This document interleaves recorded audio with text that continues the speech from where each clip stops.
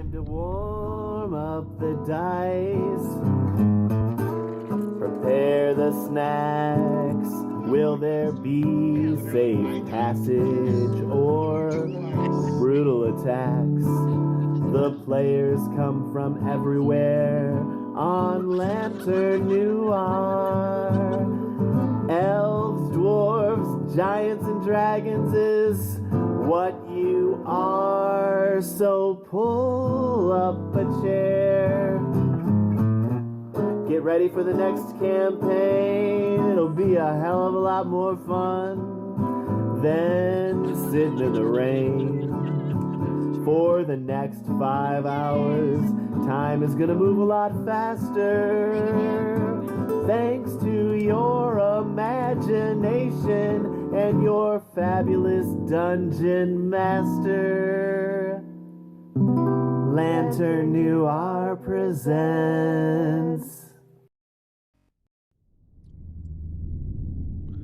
All right. And we are officially game on for our first ever session of 7th the RPG, which would be our second session together as pirates. We started a month ago. We did a game together, and it was supposed to be a one-shot. It was supposed to make my life easier because it was going to be a little like, hey, I will throw them an encounter, and they'll roll with it, and they'll go kill some people, and then they'll role play, and there'll be another encounter, and then we're done. And somehow you managed to avoid every encounter and steal a ship and sail off without swinging a single sword the entire time. And I said, okay, that was a fun evening. And then all of you went, we're not getting off at the air until you agree to do this again. So now I'm back. And hey, Miracle, welcome aboard. Glad to have you hanging out tonight.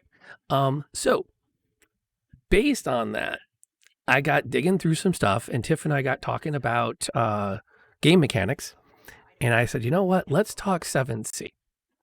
So we are going to try to play the 7th RPG. I'm going to straight out say it. I have never run this before. I've never run 2nd edition. This is my first time running it.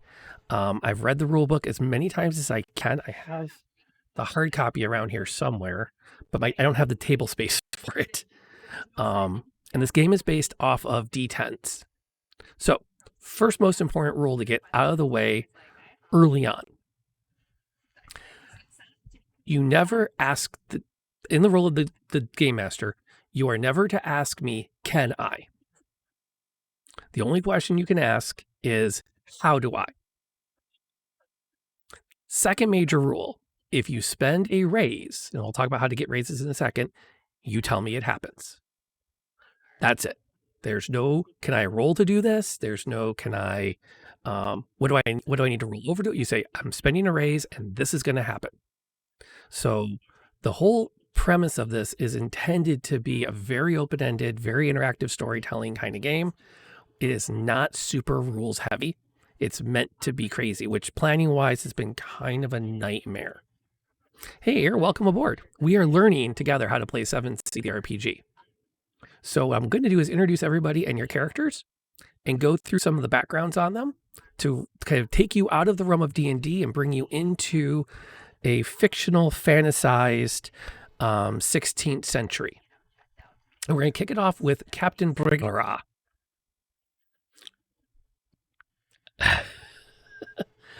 Before we start, Matthew, can you tell us a little bit about yourself and your gaming history?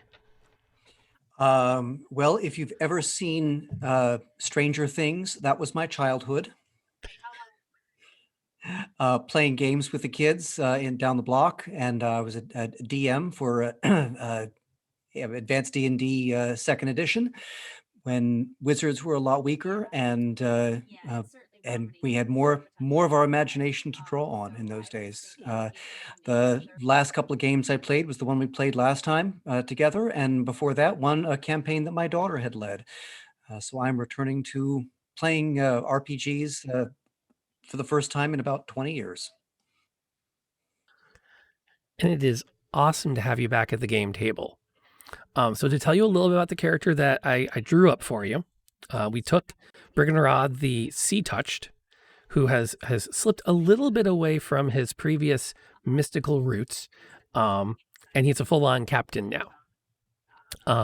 Looking down your advantages, you can slip free. So spend a hero point and slip out of bonds.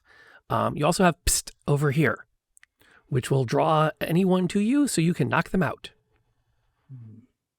You have Sea Legs, so you get to roll an extra die when you take a physical risk at sea. You are the captain, thus married to the sea. You have Leadership. You can inspire a group of people to do anything at your command. Just drop a hero point. That was very helpful in the last campaign. Indeed. You're also a linguist. You can read, write, and speak every language in the known world. And now this last one is represents the Viking tradition of rune casting. So you can do things like give people positive reputation. You can cast runes and ask the game master a single yes or no question. And you can spend a hero point to know a person's name.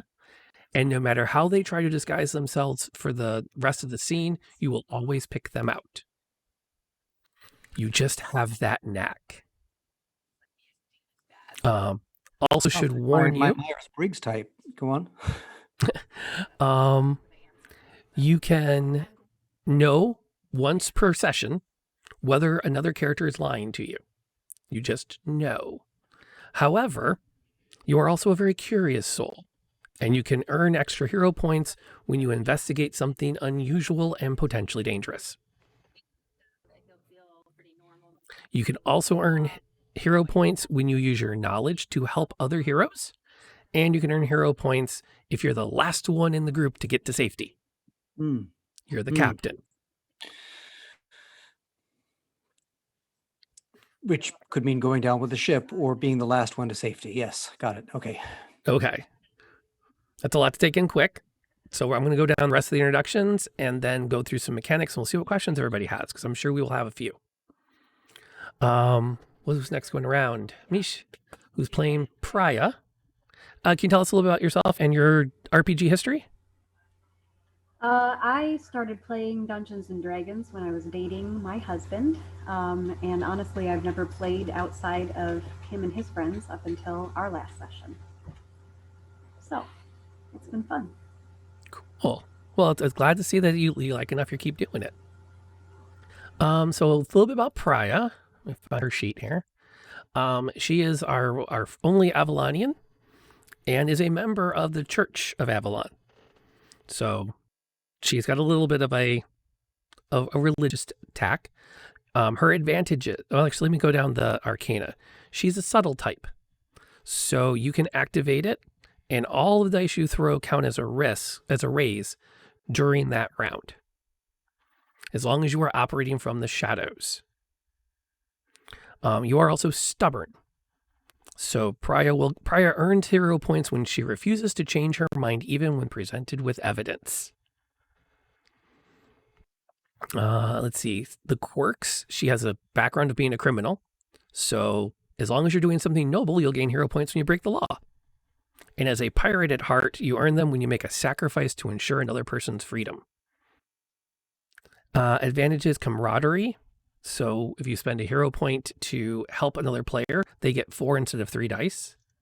You can spend hero points with your streetwise to get information. You get a bonus die if you use a gun or throw a knife. You can spend a hero point to simply ignore an intimidate or seduction test. However, you're small, which gives you a bonus die to anything tied to your size. You also have slip free and a disarming smile. Spend a hero point to keep someone from drawing their sword or starting violence. Because after all, that's disarming smile. Looks good? I think I got it. Well, I liked it. You like it.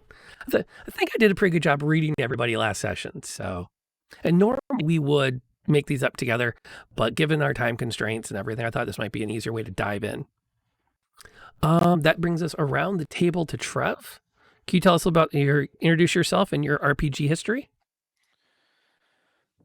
Well, I've been playing, since Yeah, probably since about second grade. Started with second edition, and then was really big into Shadowrun for a long time, as Rob knows very well. That's pretty much all we played through high school and college for me. And I was I was big into Palladium for a while. Nobody shoot me for that, because they have at least really good content. And then spent about 10 years, for a long time, 10 years playing in a constant either 3.5 or Pathfinder campaign almost continuously, and built a couple other campaigns in the time being, but haven't played in a dedicated game for about 6 years now. So this is nice to be back to having somewhat regular games. So it's nice. Well, and because you and I have a long history playing games together, I gave you one of the harder Yes. characters. Yeah, I read a little of this. I'm interested to hear what you have to say. Okay, so Jector is also Vestin, so he would be from the fantasy version of Northern Europe. Fair-haired, fair-skinned type soul. The concept of the duelist. So the backgrounds are duelist, so you gain a hero point when you resort to the blade to defend noble ideals, and served as a naval officer. So somewhat like the captain, you earn hero points when you put the needs of the crew ahead of your own.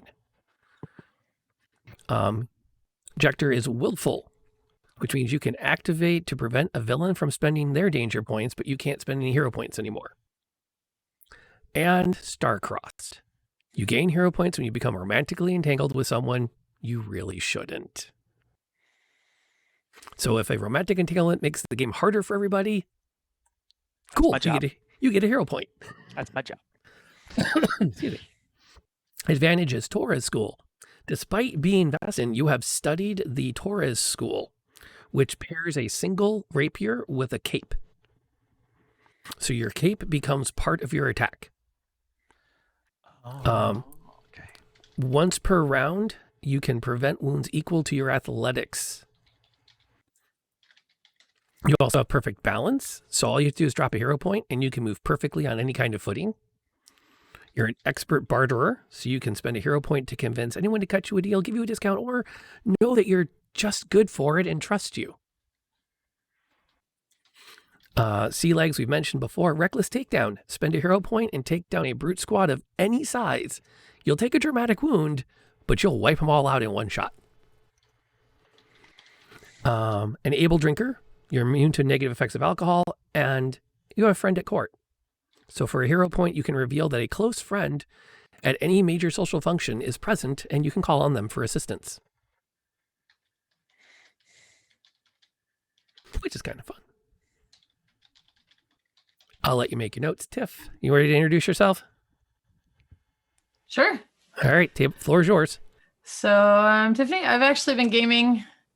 I'm not sure. I started gaming with my brothers when my oldest brother got the original box set. So I don't know, but I've gamed pretty much on and off all my life. Whatever. If somebody was willing to run a game, I was pretty much willing to play in it. So college was heady days, and then I've just kind of picked up whenever somebody's got a game and needs somebody here or there. And for the first time in years, I'm in like 3 games. 2 of them are yours.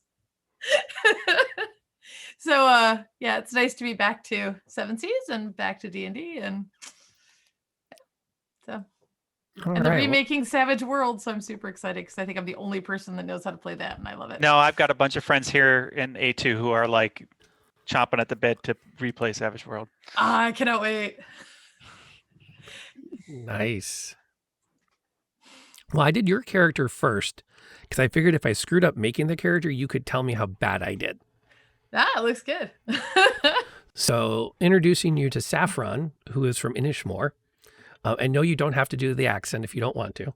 Someday maybe, but not today. I would be very embarrassing. I need to drink a lot more. Yes. Drinking makes the Irish flow easier, and I play the Balron better. I do too, if only because my ears are drunk while listening to it. So I think anyway, focusing. Backgrounds are both as the performer because you were the party bard, and so we kept that, which gives you the quirk of earning a hero point when you use your performing for something other than coin. And you are also the ship's quartermaster. So you gain hero points when you solve problems for the crew. For the Arcana, I grabbed Glorious. You can activate it when you're the center of attention. And That'll be hard. all your dice become raises. And Ambitious. This might be kind of fun. Captain, you're going to have to watch this one. She is the upstart. She'll gain a hero point every time she chases after power, and the deal is dangerous or causes trouble. That'll be fun. For advantages, Virtuoso, so you gain a die on perform tests. Inspire Generosity, spend a hero point to get someone to give you stuff. You're Handy. Spend a hero point and you can fix any item until the end of the scene. Now, it'll break again, but at least it'll make it. You also get to shout, got it. Spend a hero point and immediately pick any lock or disarm a trap. You have the Sea Legs. I think all of you ended up with Sea Legs. An Honest Misunderstanding, which means you can spend a hero point to edit, redact, or change something just said into a compliment. Excellent. And then finally, also have Leadership that spend a hero point to encourage a group to some kind of action. Cool.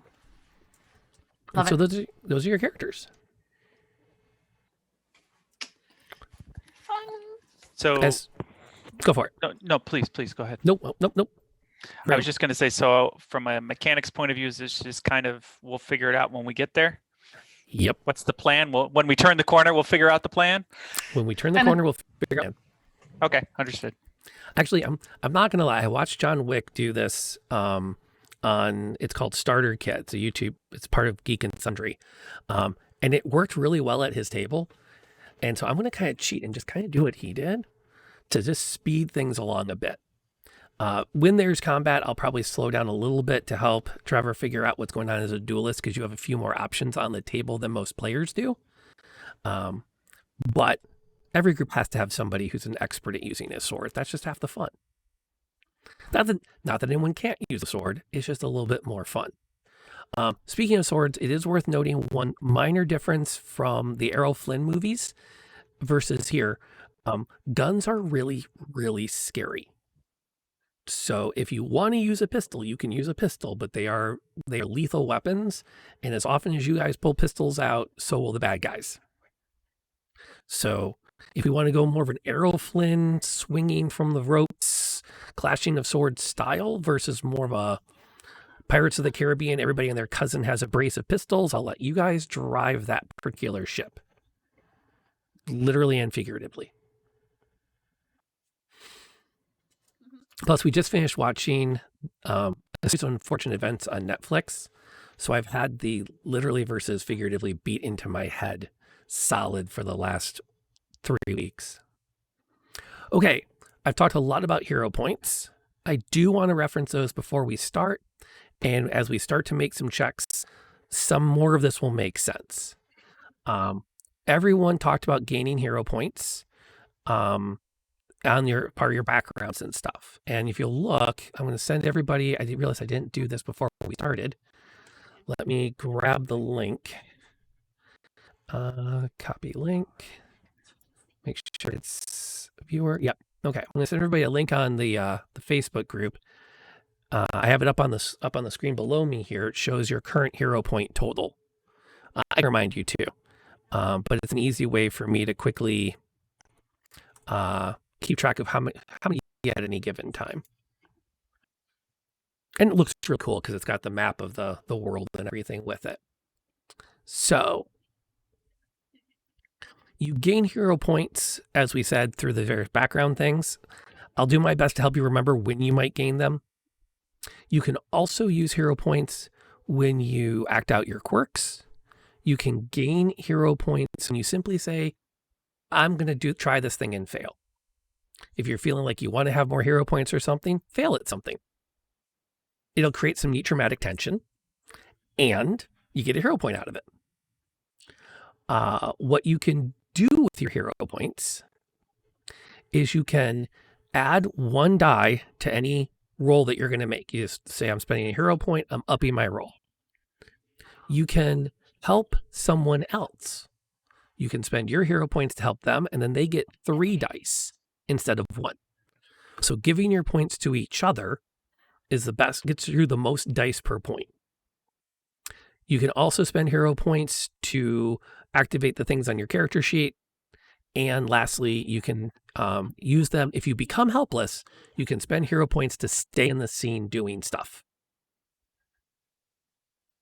That being said, that's the downside. Now, I have hero points called danger points for the game master. I can spend my points to affect how hard it is to make a raise, give dice to the villains, or kill one of you. Now, here's the catch. Heroes don't die randomly in stories. There's not going to be a moment where you're going to be, overwhelmed by a bunch of thugs and then die. What's going to happen is you get beat down by them. Then the villain shows up. The villain can kill you. That's the only time. And I have to spend danger points to do it. So when a hero dies, it's a big deal. Well, hey, Lacey, welcome aboard. Glad to have you here hanging out. I'm teaching everybody how to play 7C. So pull up a chair, pour yourself a tankard of grog, and get comfy. We're going to buckle some swashes. I'm going to go through the mechanics of tests in a second. Are there any questions for anything I've talked about so far?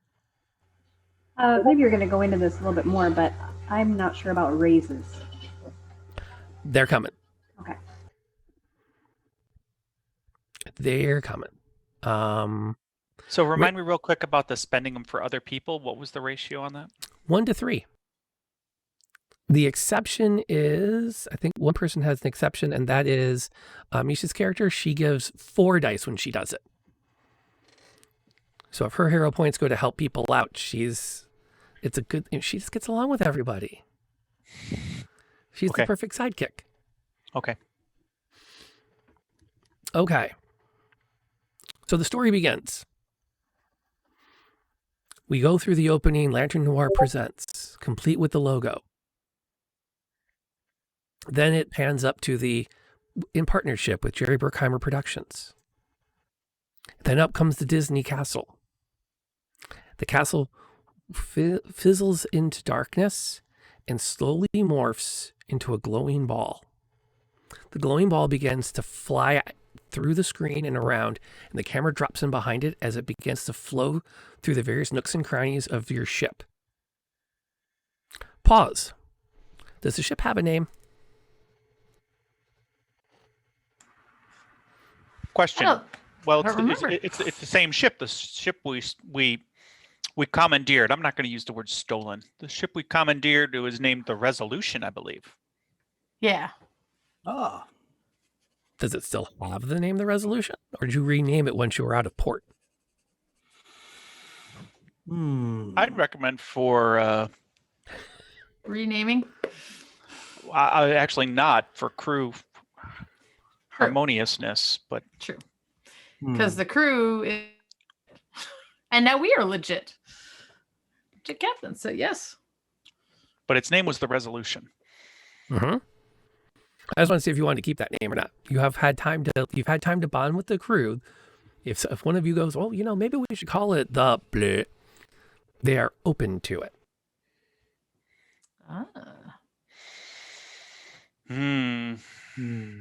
I would say we should, but I don't have any ideas on what we should call it. So yeah, that's where I'm struggling too. Like, we could rename it, and I have no ideas. I say we keep it the Resolution from now. Maybe we'll have a battle, and a name will present itself. I think you're right. Yep, I think you're right. I agree. What do you think, Captain? I'm resolute that it should stay the same until something new emerges to play the game. Fair enough. The glowing ball of light flies through the various quarters of the Resolution. It drops down into the cargo hold, shoots over the men sleeping off ship, flies up out of the hatch and around the helmsman where the pilot is turning the wheel left and right slightly as she makes small adjustments to keep you on course. The ball flimps around her ankles, shoots down to the mainsail, and goes straight up the main mast. As it does so, It immediately illuminates, where is it? The face of Mr. Porter, the night lookout. The camera comes in tight on his face as it fills with shock, horror, and then the screen goes black. You are awoken by the sounds of the ship's bells at dawn.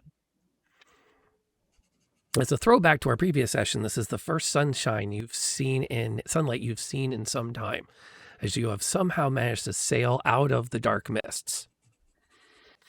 And frankly, I don't want to try to figure out how to match 7C with Ravenloft, so I'm not going to. And if you're part of the other game, no, you can't do that. You're still in Ravenloft.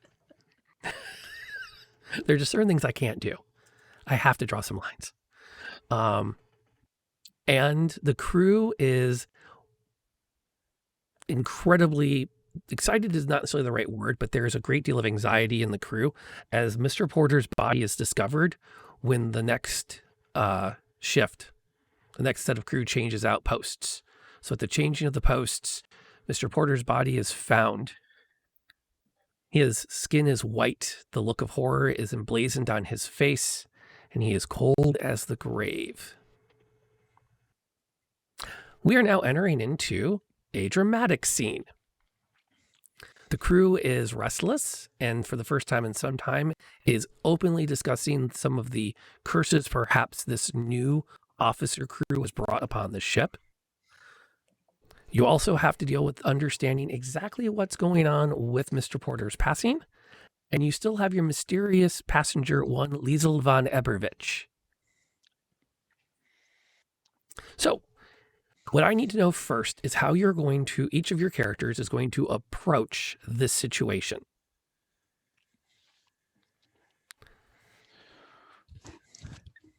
As captain, I'm going to start asking for as many reports from throughout the night as possible, what the watch saw and what others might have seen, just to try to keep things as normal as possible.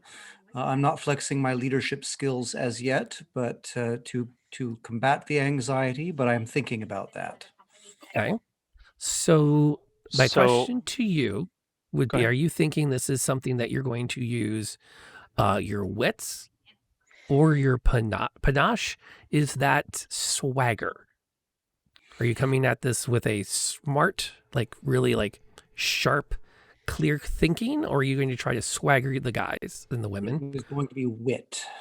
Second question, are you thinking this is something that might be related to your ability to convince them to talk to you, or are you thinking you're going to try to be more empathetic with them?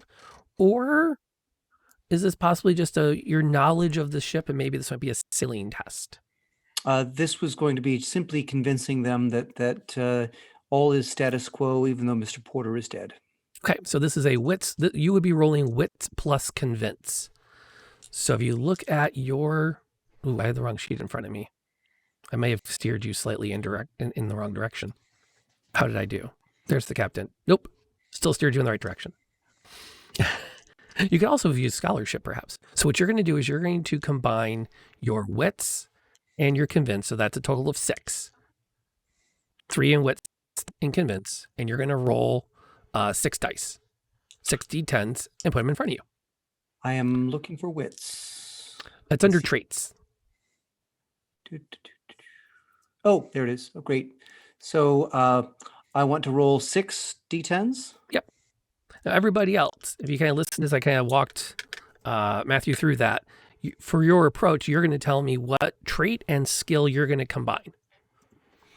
So I'm going to roll 20, these 2 10s 3 times, right, for 6. Roll, if you can, roll all 6. Put 6 in front of you total.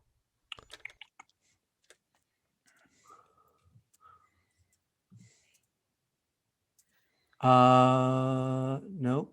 Let's see. That's a +6. Are you using the Google roller? I'm using the Google roller. Okay, just keep hitting the D10 button until you have 6 D10s in front of you. Oh, look at that. Yep. And if you want to hit roll one more time so you can kind of get a good random mix. Jector, what's your approach going to be? What, Trevor? So seeing that I'm the XO of the ship as the naval officer, I'm going to yell out in a commanding and forceful voice, you heard the captain, reports are all to come in. So Jector's taking a, is this what we're thinking? Resolve? Yeah, Wits I'm again, basically, panache. What's your combo? I was thinking about it. It's going to take some getting used to this, but I think at this point it's going to be resolve and intimidate. Okay. I mean, unless you're thinking it should be Nope. maybe resolve and convince. Oh, I like intimidate. I'm sure you do. That's a great way to, you can approach it either way you want to go. I think I'm going to go with resolve and intimidate because basically the approach I'm taking is the captain is the even keel, Mhm. and it's not that I'm the hothead, but I'm kind of the enforcer. So basically, he's saying what he needs, and it's my job to push them to get to that and understand the seriousness without him having to see it. Good cap, bad XO. Yeah, basically. Yeah. Tiff, what's Saffron's approach going to be to this scene? Okay. I am going to use, I think, wits and notice, and she is going to use her quartermaster skills because, of course, she's in control of everything. So she's going to bring out some blankets and kind of roll them onto him. Be very, poor Mr. Porter. He did his job so well. Obviously, it's terrible what has happened here. Just try and notice if I notice anything else other than the white skin and the terrified look. Is there any other sign of what to come out? And so, okay, you're going to roll wits and notice. Yes. And Mish, what's Praya's approach to this going to be? Okay, so I'm thinking, I'm thinking finesse and maybe like a theft, where I want to try to get in near the body and almost like investigate and kind of see if there's anything going on that I can identify what has happened just based on like what's going on with his clothing or something that might be on his body that would give me more information. So you're thinking wits and theft would be probably like looking to see if he was robbed or looking for signs of criminal activity. Exactly. That's your experience and your wits. Okay, so you would roll 4 dice then. No, not 4 dice. Hold on. You're better in theft than Saffron. Yes, a lot better. 5 dice. Okay, so you roll all those dice. What you're going to do now that you have the dice in front of you, you're going to look down and you're going to look for, first, if you have 3 ranks, 3 dots in the skill you picked, you can re-roll any 1 die out of your set. So that's the first thing to mention. I think, because I'm looking at Praya's sheet, she's got 3 in theft, so she can re-roll 1 die. Once you've done that, gather up your dice in groups that total 10. This is the downside of that Google roller. We don't want your net total. We want you to keep track of how many that you rolled represent a total of 10. So for example, on my side, I just randomly rolled 6 dice. I've got a 10. I've got an 8 and a 3. That's 11. That's a group of, I'll call that 10. And then I have another 5 and 2 1s. I'm done. There's no way I can get a second 10. So that gives me a total of 2 raises. They explode at rank 5. Or other things. So to clarify, if you have 3 ranks in a trait or a skill, in a skill. Roll. In a skill. Okay. Right. All right. So for every 10, then, shout out to anyone who ever played West End games. If you get any 10, then each 10 is a raise. Yep. Is that correct? Yeah. You would gather up to see how many groups of 10 you can make. Those are your raises. Raises let you do whatever you want. You tell me what happens. You don't have to ask me. You can just tell me. Likewise, when it comes to your investigation of the body, you are welcome to suggest what you find, and we roll with it. So if your thought process is, rather than necessarily saying, what do I find? you might say, I think I find this. And unless there's a significant reason for me to say no, you find it. It's probable I will say yes, but, or yes, and, but rarely am I going to tell you no, because that's not my job. My job is to present you the situation. You decide what you do with it. We're in a dramatic scene, so there is no necessarily particular order that things have to flow in. So I'll let you kind of add some guidance. Matthew, you said that the captain was going to immediately try to get the crew to get some reports out. And that would be within your... Do you want to tell us how that goes? Convince and wits, I think we were using, right? Mhm. And convince a skill with 3. And so I hear an option to possibly re-roll something, but I rolled 6 d10s on the Google roller. Mhm. On one row, I got a 10, a 5, and a 2. On a second row, I got a 9, a 9, and a 1. So how many groups of 10 can you make with those? 3. There you go. You have 3 raises to spend. So you can now say, I'm going to spend a raise to, and then tell me what happens with the crew as you take command. I tell them not to worry. Mr. Porter was old and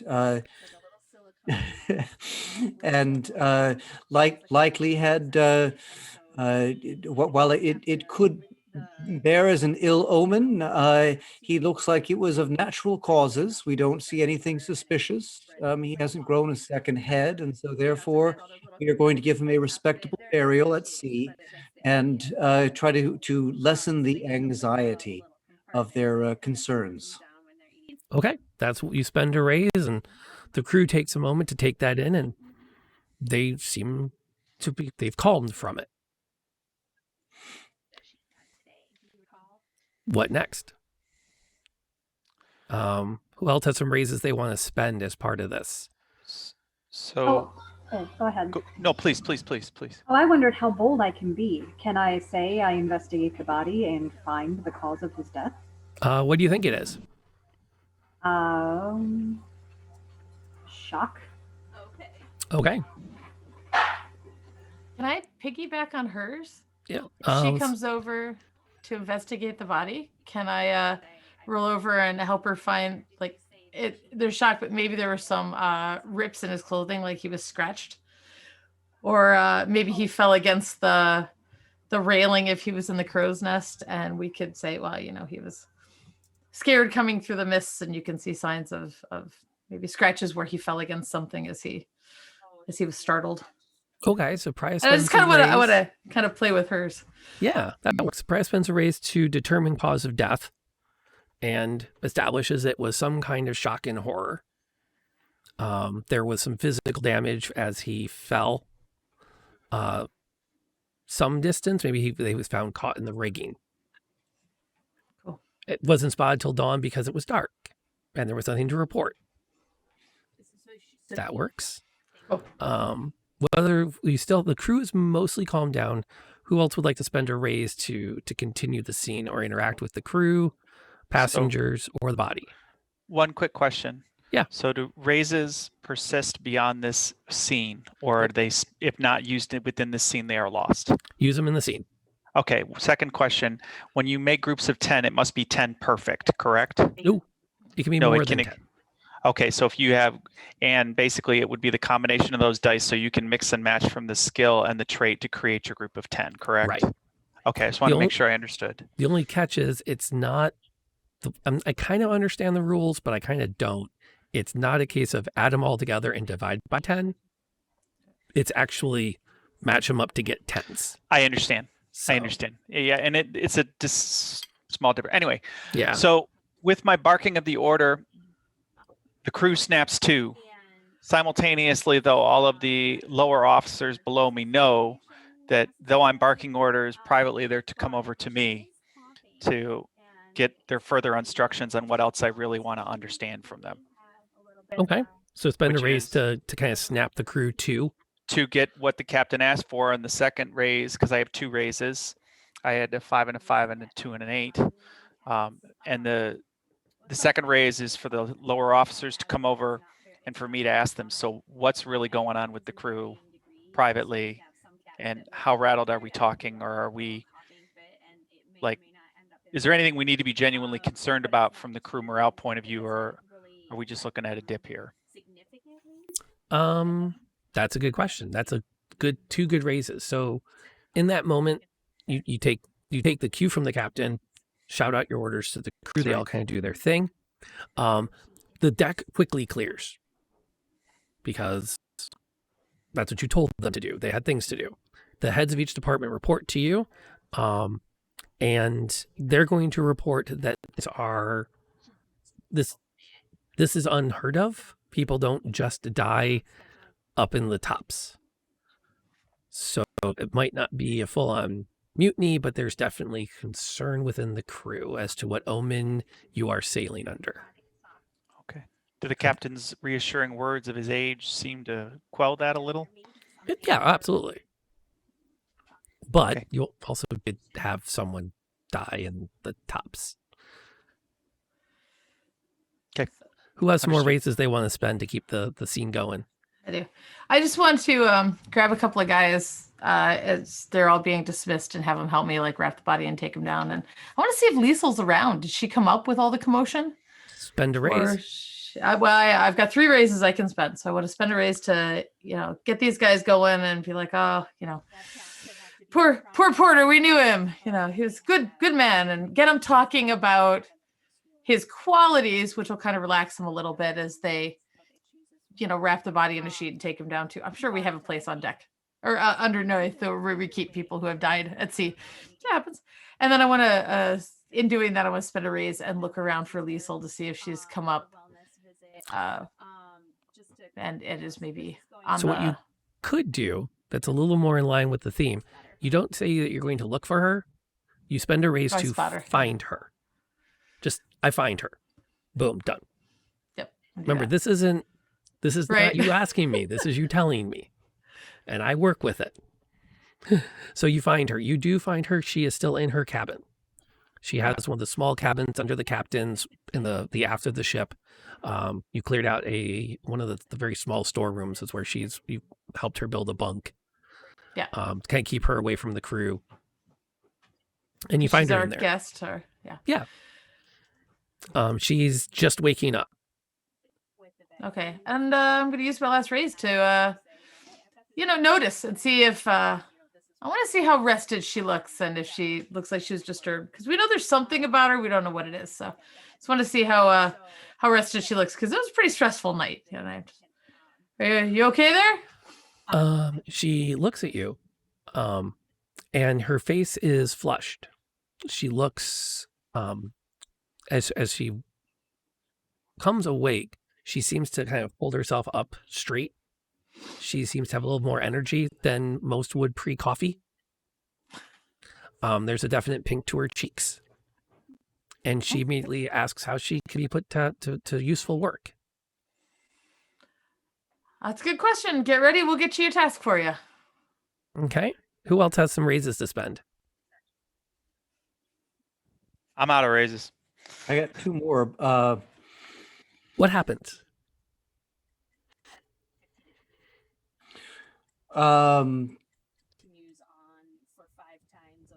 That's a leading question. That's a trap. That's an Akbar trap when he says that. No. It's a trap. What happens? That's That the is whole an point. Akbar trap. What would you like I to see have a happen? raise. Okay. Can I try this? All right. So Yes. I find somebody that witnessed Porter's whole death. So I asked this person, "What did you see?" Okay. All right. Spend the raise. How many raises do you have left? That was it. This last one? Okay.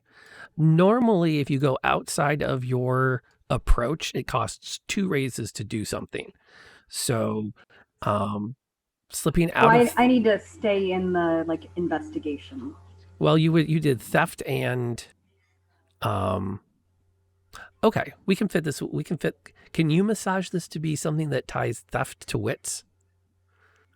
I'll let you go first because I think I know how to do it, but I'm going into teacher mode. I want to see if you can get the answer first.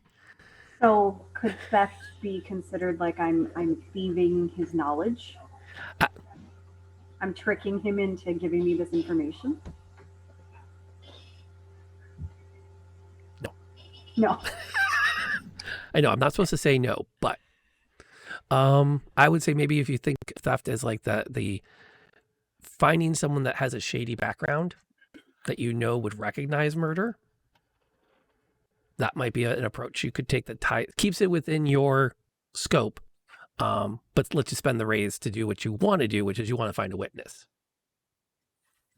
So that's the trick. That's kind of the challenge of the game is take your approach and figure out how to keep massaging whatever you want to do so it stays within the scope, Gotcha. within your approach. So yeah, you could find someone that's got some background and probably talk them up with the whole, like, you come on, we both know you ran into some bad times on land. Did you see anything? Does this look like a murder to you? And the crewman looks down at you. This isn't any murder I've ever seen. From what I heard, it was the spirit of Davy Jones himself what flew up out of the sea and struck him down. Okay. Wow, Objector really buys that. So I recognize that I have I can gain hero points when I investigate something unusual. That it is curiosity, and so how do I investigate the omen that the crew is talking about? You took a leadership track, so you could order the crew into some form of an investigation. Think of how you might do that. What if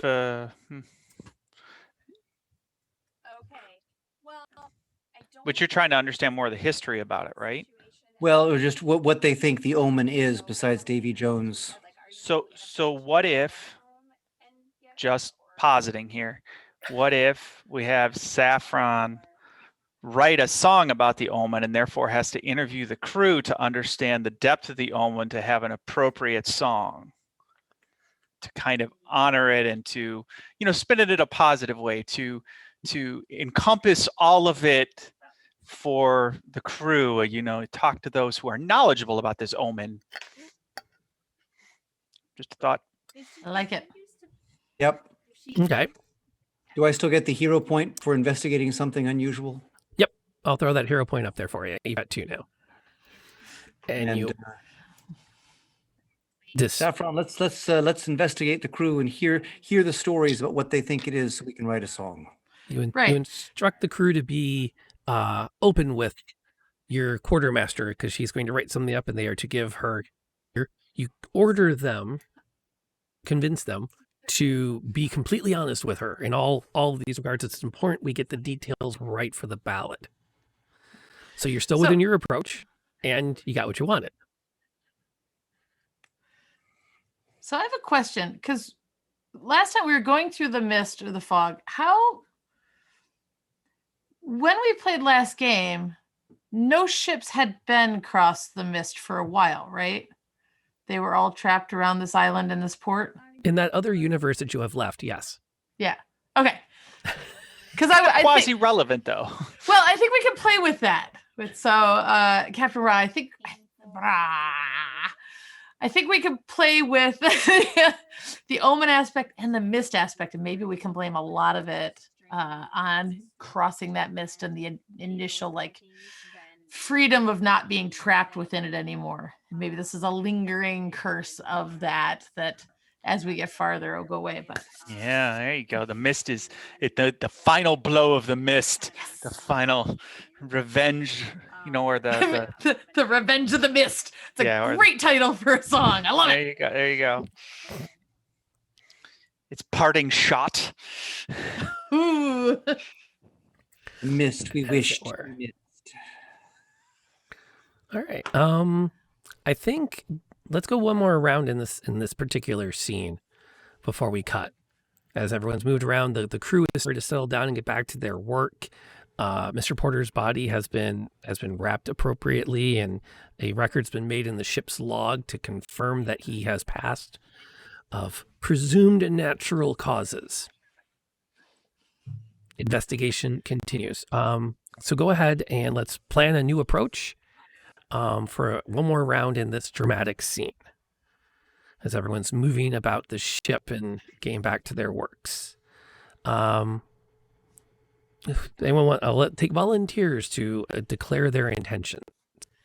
Well, my intention is to start moving around the crew, asking them questions. But first, I don't know if I have enough raises. I have one raise, and what I'd like to do is grab breakfast. Oh well, no, I mean I don't.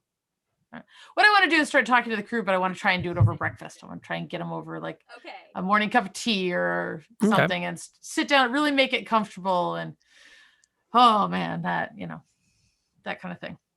Okay. Not that I wasn't sure if that interrupted your flow or if I did that right. No. I thought we were all out of raises. That's why I'm like, okay, let's plan a new approach. Done. No. Okay. I screwed that up. No problem. So what's your new approach? You need raises if you're going for 11sies. We just woke up. We've got to do 9sies first, right? Breakfast and then 11sies, right? What about breakfast? I have a card game called 11sies. Yes. And the goal is to have the best tea party. And you do it by messing with each other. You should see what the lice and bugs look like in that party. It's crazy. No, it's things like it is the most cutthroat game of politeness I've ever seen. Oh, sounds right up my alley. Yeah, it's a good card game. When this is all over, we'll get together and play it. Okay, so if we're going to do one more round in this dramatic scene, you all have a chance now to change your approach and pick a new combo of dice to throw. So I just need to know what combo you're thinking about. I'm trying to remember what panache is. Swagger. Okay. Panache is the, you could have also called it chutzpah, which is my preferred word. Because it's a lot more fun. Panache is chutzpah? Yeah.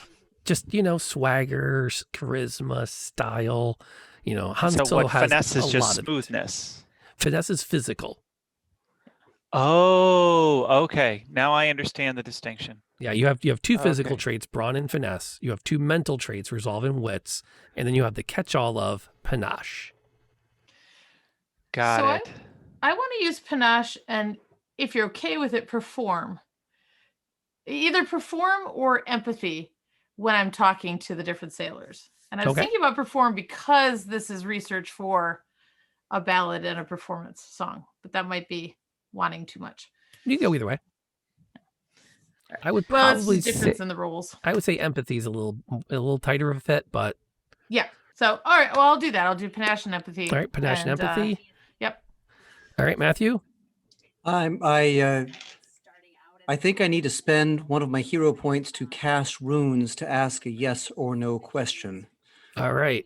The captain quickly retreats to his cabin, whips out some runes and throws them in, takes a quick look at them. What is the question?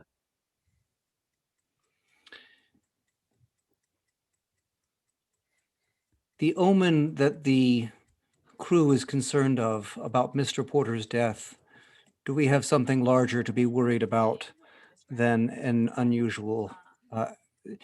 Is there something bigger to be worried about here? Yes. I could have died from that surprise, but yes. Yes. Yes. In fact, it's an emphatic yes. Like the rune, there's no doubt in the runes as you cast them down and read through them. And the camera kind of pans over them and catches that look of non-shock of like, that's big. That's bad. And that's many yeses. There is more than one danger to the resolution.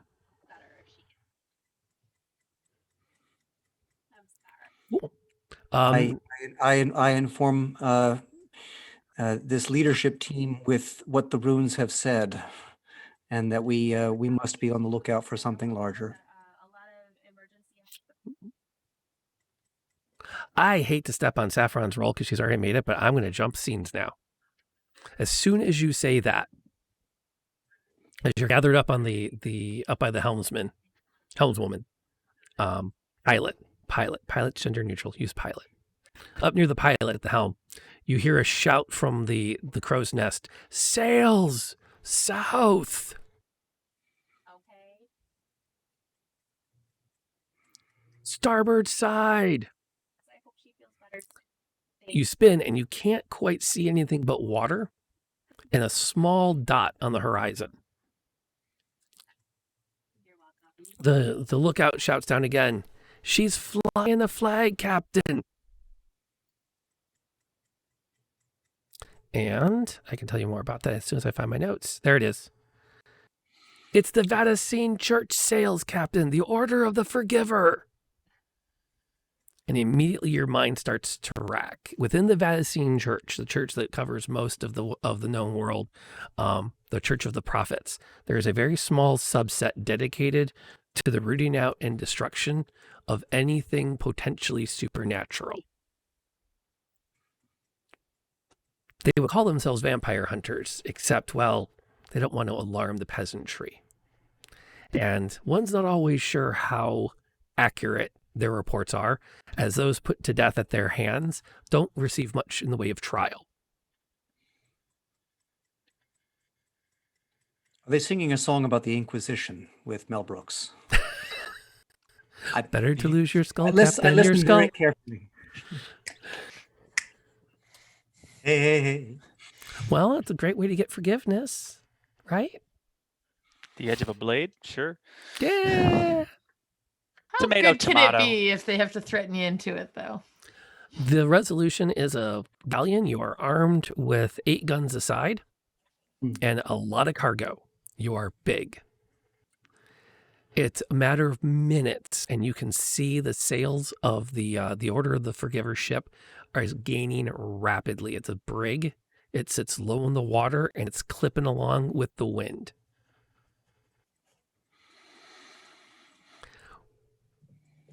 So, we're still technically in a dramatic scene.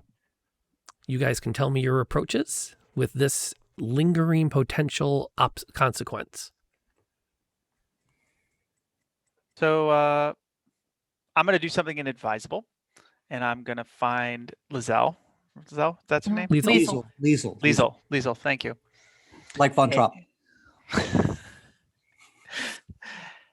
And try and talk to her quietly and reassuringly to understand if she really understands what's going on. Hopefully I can, be just the two of us. We can have a private discussion about this and make sure everything's fine. So you're going to focus mostly on continuing to play the face kind of a character. The talker. Okay. Panache and empathy. All right, throw those down. Panache and empathy as you continue to interview and talk. Saffron, I suggest Tiffany... that maybe she just came out of the cabin and then he could catch her and go back into the cabin. Maybe. Yeah, that was kind of what I was thinking. Tiffany, what's Saffron's? Are you keeping your same approach now? No, I think I'm going to go over to the whoever it was, maybe would load the cannons. Perhaps not open them, but maybe just load a couple in case. So your approach is you're going to be approaching this as a preparing for battle. So you're thinking... My approach is it's good to have all of your bases covered, and I don't really care for the church a lot, I don't think. So wits plus sailing? Yeah, that sounds good. Okay. Mish, what's Priya's approach the next couple of moments going to be? Oh, I'm thinking about finesse and maybe athletics, and I want to take... Can I use 2 pistols at once, one in each hand, or can I only have one? You could. I was thinking about grabbing a pistol off of the side of the boat and like climbing the mast or getting up into like the crow's nest with some guns. Okay, so yes, we're going for guns now. Wits and warfare. Pro-gun on this institution. It's an option. You say wits and warfare? Sure. As you're trying to prepare for battle. Or are you thinking maybe hide? Or you said hiding- athletics. Well, I thought athletics because I need to get up into the crow's nest. But if I'm preparing, in that case, yeah, maybe I'll hide. Maybe I'll get the guns and hide. Okay. Wits and hide. That's a good one. Yeah. Okay. Captain, what's your approach to this moment of tension? I'm going to use my skill of sailing to make sure that we can avoid direct.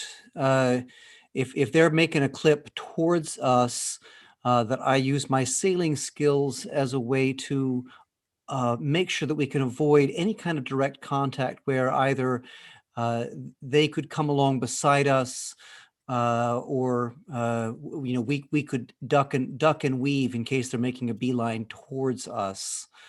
Okay. So you're thinking wits plus sailing, and you're just going to tap the pilot politely on the shoulder and dismiss her Mm-hmm. as you're going to. Okay. Go ahead and throw I have your a dice down and let's see question. how many raises we get. Can I, if I was to be subtle, which I can activate when I'm in the shadows, all dice count as raises on the next risk. Can I do that? You can, but I would not yet. Okay. Because it's for the risk, and I can tell you you're not going to be in action yet. Gotcha. So you probably want to just want to get maybe 1 or 2 raises right now to help with this scene that we're currently the dramatic scene. The music is starting to rise, but we're not full on anthem yet. There's still some time as that ship is gaining on you. Yeah, nobody's informed me that this ship is gaining on us, which is why I'm taking the time to try and figure out our previous problem, which is dead Mr. Porter. Which is perfect. How many raises does everybody have now that you've picked your approach and you've thrown some dice? Two. Seems to be a trend. So I got a 10. Cool. But what That's is one. that? Okay, so it's just a straight up. Just a straight up. They don't Okay. explode until something bad happens. Now that Got it. said, when you get to three dramatic wounds, then your 10s will explode and you re-roll them. But you have to, again, drama requires you to be injured before that happens. I know I've got my hands on the wheel right now, so I really can't go do anything else. But in the back of my mind, I'm thinking I would like to get to Liesel. I'm not sure how soon I can do that, because I want to make sure I duck and weave here with the ship. But Well, you could spend a would like- raise to plan a course and instruct the pilot to follow it. And then that Let's would do still that. give you a raise to do something else. let's do that. Yes. Okay. I give the pilot my instructions for what to do. And What's her name? Fiona. Fiona. Okay. That's her Christian name. Does she have a family name? Eduahana. Okay, so Fiona. Eduahana, the priestess of the moon, but never mind. That's the Okay. family name. Old Irish name. Okay. So do you address her by her Christian or her family name? Her Christian name. Okay. So Miss Fiona, do this. So she listens along. You lay it all out. She looks over her shoulder at the ship coming in and gets that cocky Irish, like, we're going to kick their ass grin, and then throws the wheel hard over to the side to start your series of maneuvers. Excellent. And the Resolution, it doesn't react fast, but you spent your raise, you've bought yourself some extra time. Who's up next? So, as I'm still with Lizzle, I'm going to ask her to tell me reassuringly, putting my hand on top of hers, how's she doing, and if anything we should know about her condition and how it's an improvement. We've noticed she's improved, and how she could tell us how, explain how she's doing, and if she knows anything about Mr. Porter's death, it would be oh so helpful for What was your approach again? being reassuring. No, I mean the skill. Oh, panache and empathy. Okay, you spend the raise, and she's gonna spill the beans. So you don't need to. Again, tell me what happens. Don't ask. So You're gonna reassure her so she can tell you everything she can yes, about exactly. her condition. Yes, I reassure her, and expecting that she'll be able to tell us everything that happened. She tells you all about the dream, doesn't she? Exactly. She does. She gets very quiet. And she looks very down, and you can actually see the color that was bright in her cheeks when she rose to like just sort of like drain quickly. And she calls it the family curse that her sister brought upon them, that she can't help it. But once every full moon, she simply detaches in her dreams. And there always seems to be someone dead in the wake. Yep. That was my fear. Okay. And then she begs you prior to to tell the no one. math. Sorry. I just tell her, my dear, we will take care of you, in a very reassuring voice. And with that, I can feel the ship begin to make a sudden list, and I'll have to excuse myself to get up to deck. And on that same note, DM, I got to excuse myself to say goodnight to mine. I'll be back in just 2 minutes, but please continue. Okay. Although for the future record, the ship doesn't really swing. It's one of those where it eventually leans over. It just takes about 4 minutes to get full into that turn. As Fiona spins the wheel left, and then when she brings it back, it's one of those slow. Friends, we might need to jettison some cargo if we are going to stay ahead of this thing, or otherwise have a full-on confrontation. Just so we know, we either have to. Oh, Captain, full-on confrontation. Okay, so who else had some raises to spend? I've got 2. So what happens? So well, because I already had the crew start to prepare, so I'm gonna move around the crew and be like, be ready.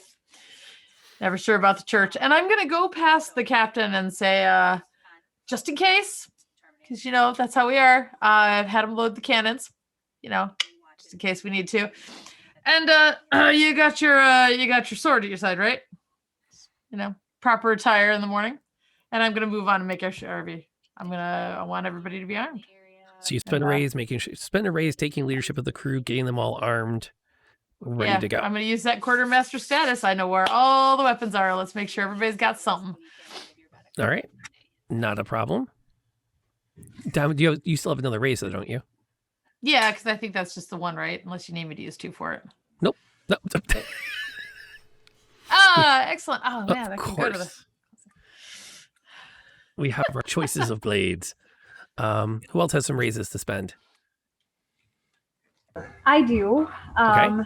I am using wits and hide, so I need to use my raise to do something in that avenue, in that arena. So I am hiding, and I'm going to assess the situation on the fastly approaching boat, and I see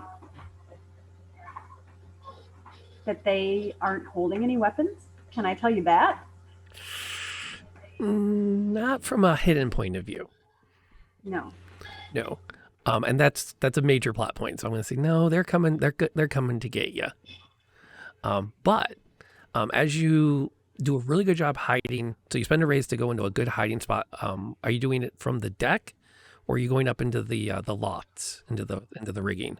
Well, last turn I did want to go up. Okay. So you find a great couple of spots in the sails to duck into and hide yourself away. But they are definitely, they are arming, and you can actually see them loading the bow chasers. They have 2 small cannons on their bow with chain shot. Okay, so I'm going to use my other raise. Can I communicate from where I'm at? Oh yeah, totally. Okay, so I'm going to free action to shout. I'm just going to shout down below and let them know they need to be armed to the teeth and ready. Sorry, everyone. Nope, you're fine. Saffron has gotten the crew organized and has lined up weapons along the gunnels. Every gun is loaded. Priya has found a spot up in the lofts to tuck herself away, and has made like a ghost with a pair of pistols strapped to her chest and a rapier at her side. Who else has some raises to make something interesting happen as the dramatic tension rises? I have one raise left, though it is on panache and empathy, but on deck in a commanding voice as I can with a rapier and a cape in hand. I'll be like, steadfast, crew, steadfast. Listen for the captain's orders. All right. Okay. So you're encouraging the crew. The crew's going to pick up a couple of extra raises next round for their engagements. If you're going to spend the raise on encouraging the crew, let's say that your brutes, rather than effectively 2 brute squads of 5, you now have 2 brute squads of 6. They're going to fight a little harder having spent that raise.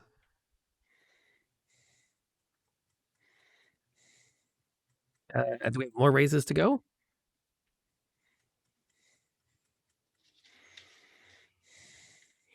Raises for this dramatic scene. I've used all mine. I have one more, and I'm thinking pistols at the ready, sword at the ready, and I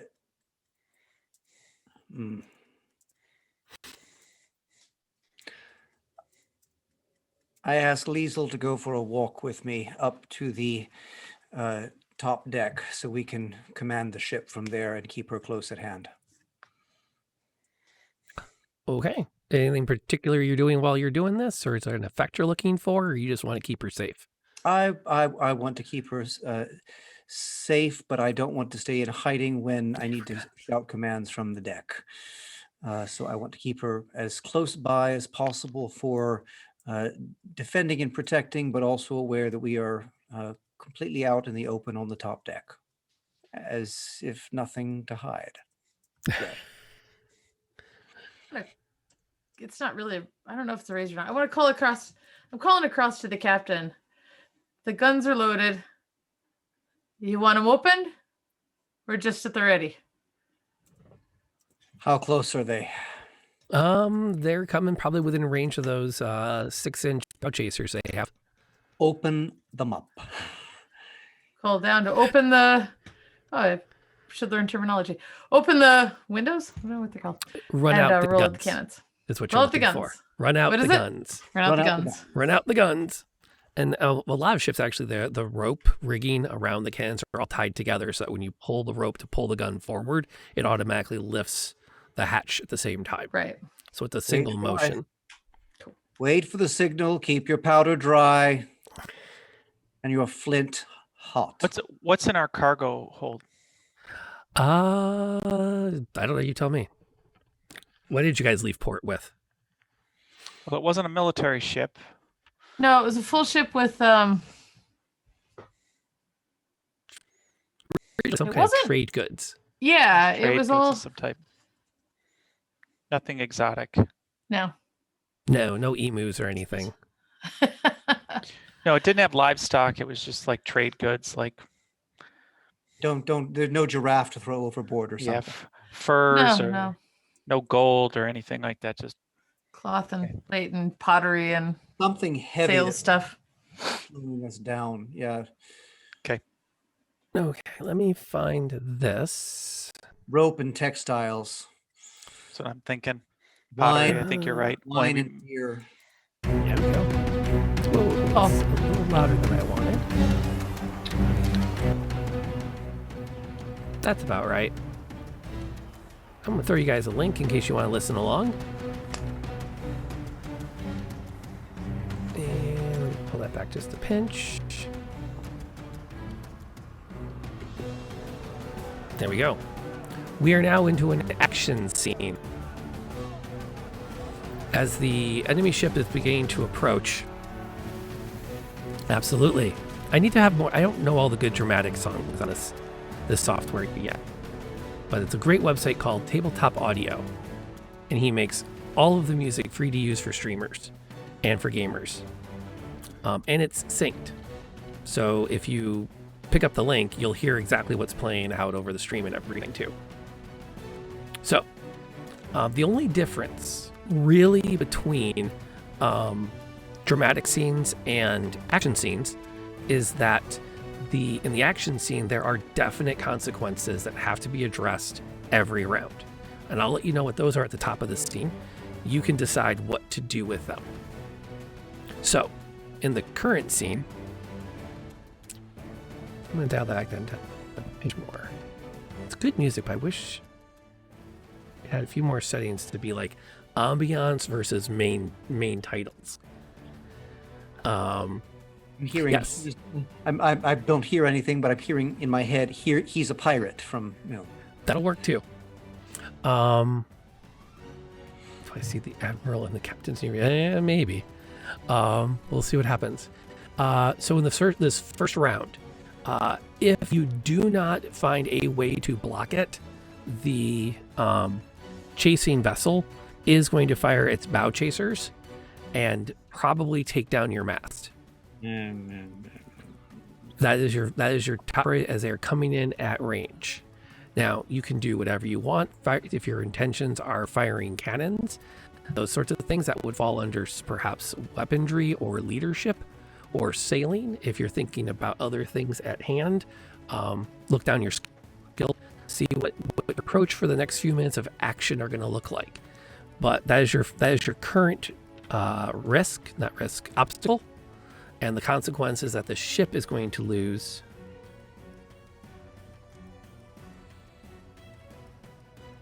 And traits like finesse are... That's a physical motion. So it's Okay. a physical agility is finesse.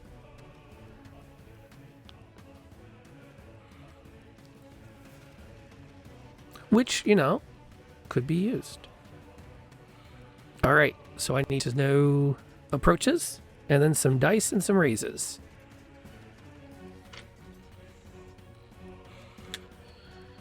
So let me back up here real quick, if I may, for Yeah. a second to understand. So you're saying if they were to take a shot, they would have a viable shot to take down our mast. Is that what you're saying? You have until the end of the round to stop them demasting you. I know I'm being very particular, but stop the possibility of them demasting us, or stop them from actually demasting us? Stop them from, you tell me. I just want to make sure that their cannonball misses the wood.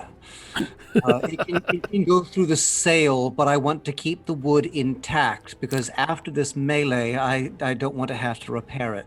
So think about how each of your characters is going to generally approach the next few minutes. So think less about specific actions and more about general focus. Be the way I would describe it. So are you thinking your focus is going to be on leading the gun teams? Is it going to be on the pilot? Is it going to be on sharpshooting? Is it going to be on leading sharpshooters? You have a small contingent of Marines, as any ship of the size would have. Oh, well, mean, There's somewhere between first and sailors who second are breakfast. trained in combat. I'm glad I've had my coffee now. I remember that. Yeah. I mean, they're merchant marine, but that doesn't mean they don't know how to shoot a pistol or a rifle.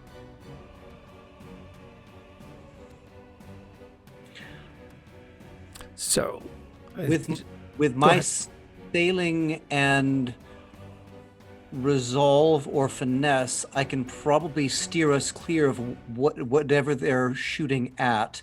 But if someone has the skill and ability to take out their gunmen or take out one of their guns with their someone's sharp shooting skills, I want to. So the approach is going to be continuing to manage the helm. I think my approach is going to be to manage the helm because I've got that in my skills and trait. Is there someone else who has the assassin-like sharpshooting skills who can make sure to find the person who's aiming for the ship. I think that might be me. Yes, I was Okay. going to say. I think that's a Priya skill, and my take, unless Saffron says otherwise, is I'm going to help motivate the gun decks to keep that going. Sounds good. Okay. Well, Captain Bra, are we close? Are we close enough to hail them before the shooting starts? Because we should try to be like, "Oh, it's the medicine. How are you? Let's say from You're a sight to be." Huh? professional experience, you can't negotiate with the church. Well, it's kind of like negotiating with terrorists. Good. I just wanted to see where we are, because if Tomato, that's tomato. the case, I say we see if we can take out the gun decks with the guns. But I kind of want to wait and see if Priya can, I guess. Well, can I order other sharpshooters up into the masts to start picking off the guys that You are? can do whatever you want within your approach. Do we have harpoon guns? No. I don't think. You have grappling hooks and lines. Okay, but Well, we're not you- close enough yet, are we? You know, you're not a whaler. Even if you were a whaler, the powered harpoon technically won't be invented for a while. Okay. Because in Can this I age, whaling use- is still manual. With what we know about the Vadiscenes and this particular group sect that is hunting, the evil in the world to abolish it. What do we know that they find is most sacred? What do they uphold as something that they would not fire on? Do we know anything that they would consider to be the most sacred thing for them not to? Holy relics, members own of ship. clergy. Yeah, their own ships. Ship tied to the church. I'm just filing that away. Okay. I'm They're looking pretty- at other hats I have around me. Go They're- on. Yep. So approaches. Who's doing what? One more reason I want the harpoons, because that's a flag we can add to our repertoire. That's all I'm saying. That's a hat and a flag we can add to that repertoire. I Right. think we should sew a flag. I'm going to use wits and warfare, unless Wits you and think warfare? wits and aim would be better. Okay. You can wits and warfare is perfectly reasonable for this situation. Yeah. that's what I'm Mish, what's Prior gonna roll? Well, I'm trying to get other people in this with me, so I'm thinking wits and intimidate. Sure. Unless, can I do? Because I want to shoot too. Maybe I'll do finesse and aim. Sure. Okay, That's I'm gonna fine. do that. Finesse a name, and then you get a bonus die because of your dead eye. So don't forget that. Trevor, what's Jector's approach to the next few moments? Well, I'm on the gun deck pointing at the ship, So your approach is commanding going to the be crews. Resolve and weaponry, okay. because I don't believe that Braun, I'm not the one actually shooting. I'm trying to make the crew. Trying to encourage them wholeheartedly. Okay. That's right. And Captain? So if you picked out your approach, go ahead and throw your dice down so we can get our number of raises. Okay.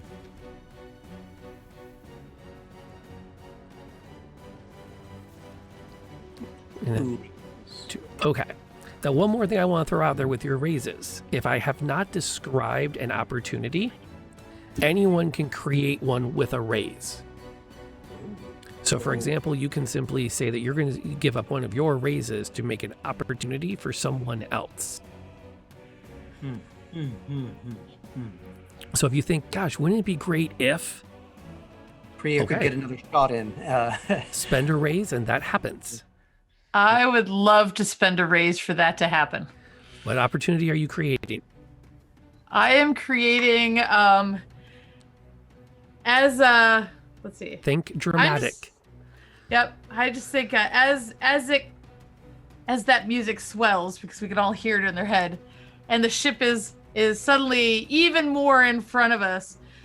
I think just the crew moves just enough on the incoming ship that the tall figure in Vadiscene robes is very obviously the leader of this. is just perfectly right there for her to sight on. Okay, a raise has been spent to make the captain of the ship visible to Priya. All right, well, I would like to spend one of my raises to shoot that son of a gun. Okay. Let me do this first. You are commandrite.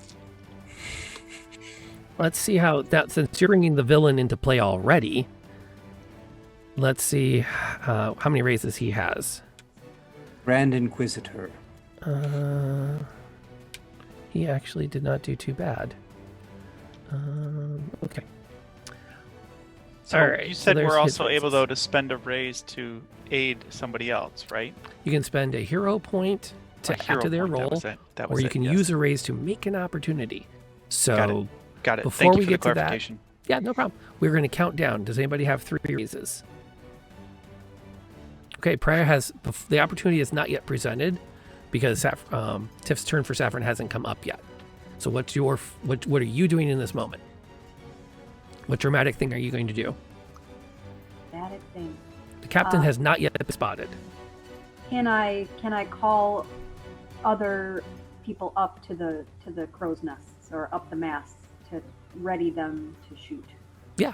Okay. You can order. Yeah. Sure. If it's within the wits and the aim and the weaponry, you can order more people up into the rafters. It might compromise your hiding position, though. I think at this point that's okay. Okay. So Pride leans out from behind one of the sails, and there, for a moment, all of you kind of forgot where she was. And you spot her up there, and she starts pointing at people and shouting for them to grab that musket, get up here. Grab that one, get up here. And so her first raise goes into ordering more crew aloft off the main deck and out of cannon shot, theoretically, into firing position. Anyone else at 3 raises? Okay. His raise is going to go to... What's he going to do? Nothing yet. Okay. He's not taking his action, so he's just going to toss that raise away.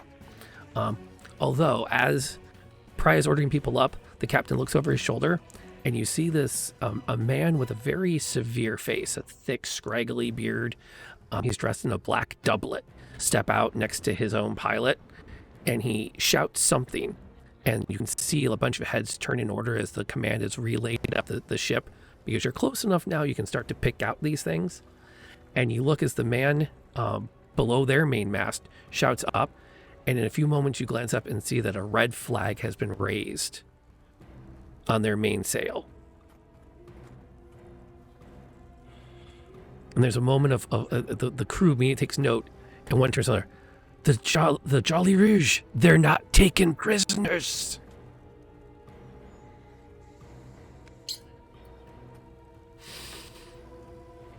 Two raises. Who's up? I gently invite Fiona Edwahana to step aside so that I can take control of maneuvering the ship to avoid a direct hit to our mast. Okay. So you spend a raise to basically turn your backside to them so they're not going to have a nice broad shot onto your main sail. They might, if they fire it, the most they do is might take out your aft mast. So your main sail should stay up. Yeah. Okay. And Liesel is still close at hand. Of course. Anyone else with 2 raises that... I have a question. I had 2 raises, but I gave one to Priya, so do I now count as 1 raise? You're going to spend your raise number 2 now. Okay. So you're creating the opportunity at this moment. Right. And so in this moment now that the captain has taken us to the side and he has become exposed. What time of day is it? Morning. How early? Sun has not come up much. So we're still within the first hour since dawn. You got your coffee because you're the captain. The other coffee isn't done yet. Let me know when I'll spend my other possibility. I think I know what I'm going to try next. Okay. I still have 2, and I would like to shoot. Okay. So you take a shot at, I'm assuming, the captain. So you spend a raise and you shoot them. You line up a shot with that pistol. Take a deep breath, pull the trigger, and the camera is going to follow the bullet as it sails across the waters, and it lands first as it comes out of the barrel, spins slowly behind it, and chases it as it lodges solidly into the shoulder of his doublet. And he snarls and lets out an almost inhuman roar as he looks up into the sails of the Resolution. He is not dead because he is a villain. He is decidedly hurt, but not dead. And villains kill. They can.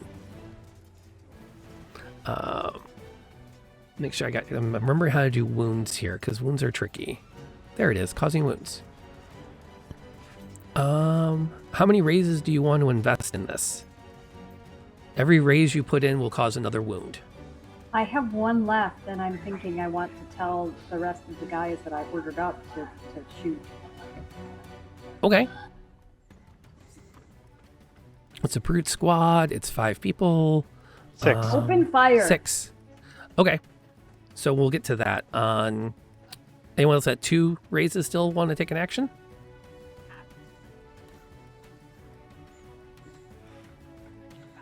Okay. 1 raise. Well, actually, he has his second raise. He is going to order his crew to open fire into the tops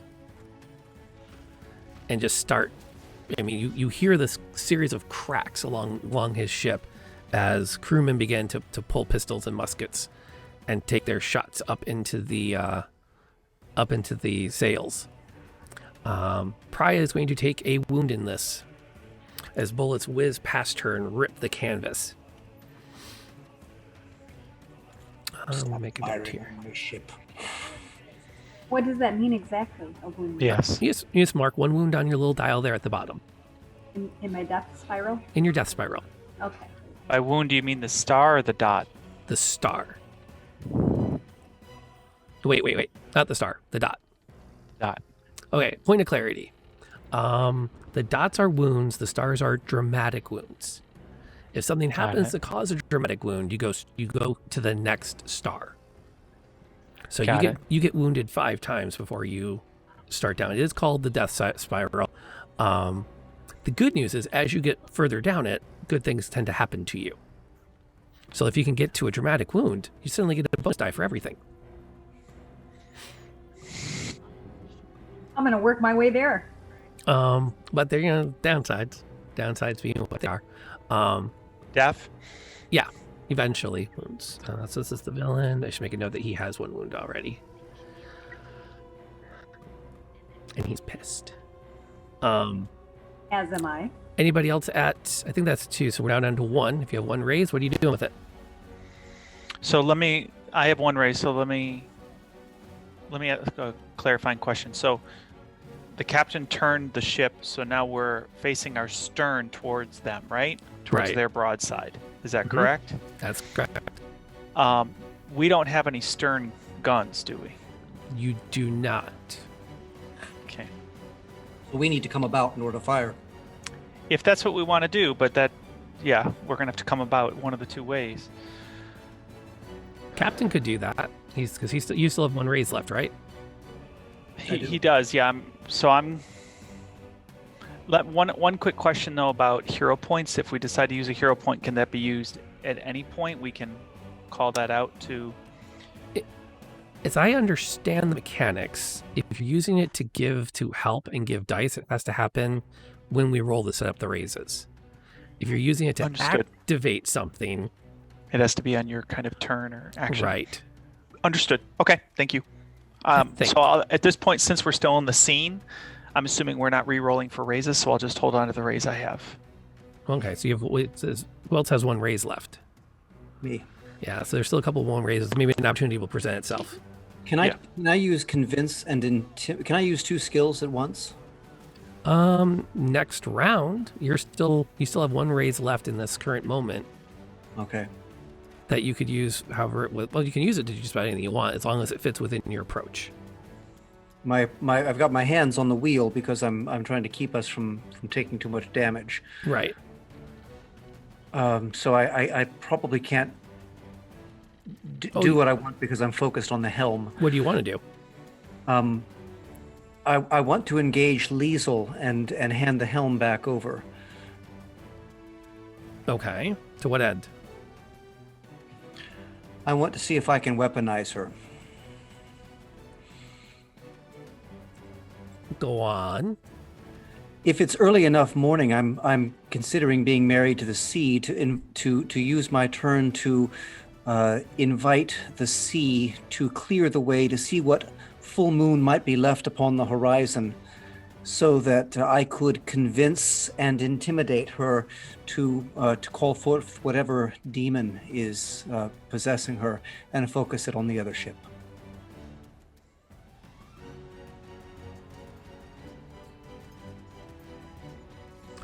Okay. Go big or go home, baby. That's what we're doing.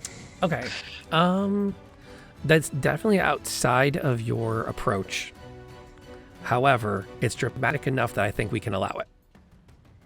I'll spend a hero point to support that if he needs it. If he needs If I need an extra point, raise. hand the helm back over to Liesel so I can put all my hand the helm back To over Fiona. to Fiona so I can put all my focus on Liesel. Oh, well, Trevor, what was Jector's approach? Jector's approach previously when I was talking with her, you mean? This round. You This did round was intimidate, wasn't it?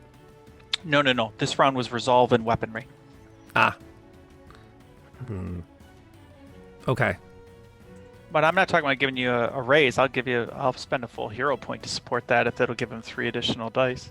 No, because they have to do that before this all happens. You know what? We'll spend the raise for it anyways, because it's just too cool not to in this moment. The captain turns briskly to Liesel and begins to kind of shout at her that whatever she has to use, and she fights back and swears. I can't just call on it. I can't control it. It just happens. And he continues to berate her. And there's a flam until she's like starting to break down. And she, for a brief moment, she roars back, "No!" And you can see it. Her hair goes stark white. Her cheekbones tighten up. Her eyes sink back. And her hands turn into claws for a moment as she screams it, and the entire crew notices. But there is no release of magical energy, except in that moment. And then she immediately turns into a small, sobbing girl. It was worth a shot. It was a great shot. And very dramatic. And has created a wonderful one. And I'm going to do you a solid. I'm going to throw you another hero point. Because you have created a bad situation. So I'm going to give you that hero point. Yeah, well, then good luck convincing the crew that she's not a demon anymore. Anyway. One problem at a time. One problem at a time. Kind of. Let's survive the guns and the whatever they were, the what were they, the Jolly Rouge. The Jolly Rouge. That simply refers to the red flag. That's not the name of the ship. That's the red flag itself comes from the French as literally red flag, and refers to a sign that there will be no quarter given. It is actually believed that the term Jolly Roger is derived from the same term as pirates would put up their skull and crossbones, which would then be interpreted as the same meaning as a red flag, meaning we're not taking prisoners. Although ironically, it's also the skull and crossbones, which was put over plague ships as a way to discourage people from inquiring, because why would you sail up to a ship where there's the plague? Best just leave them alone. A great way to pirate and not have people bug you. Nice to multitask. Yeah, well. Known as Roger. Yeah. There's lots of theories too. There's also potential reference to anyway. So Jector one more raise. we have 2 raises sorry. left to burn, one from Saffron and one from Jector. Did the ship turn? This is my $1 million question. Sure. You can order. I mean, you could use your raise to order the ship turned. Well, I need to know if the ship turned or not when he handed it over to Fiona. So I need to know whether I'm letting them shoot the boom boom into the other ship. No one has turned the ship yet. One of you is going to have to take charge of that. Okay. I can totally turn the ship. I can use my raise for that. Because the other option was to start him in some kind of a chant to get him inspired and pumped up. But they're like, turn the ship! We got a fire! I tell you what, it seems more. My opinion is it seems more dramatic if I'm like, Jesus, and I have to run up and get the ship turned, and you have to take over and like, okay, I got to inspire these guys now. Here we go. I love it. That's awesome. All right. So, Jector's raise goes to turning the ship into a prime firing position, creating an opportunity. Saffron leans down on the crew, and the side lights up in flame and smoke as the crew performs a perfect bristling attack on the enemy vessel. And then we're just gonna huge roar of like, "Argh!" Which with a hard turn to port, you actually turn out of their bow gun arc and into their broadside, which they were not fully prepared for.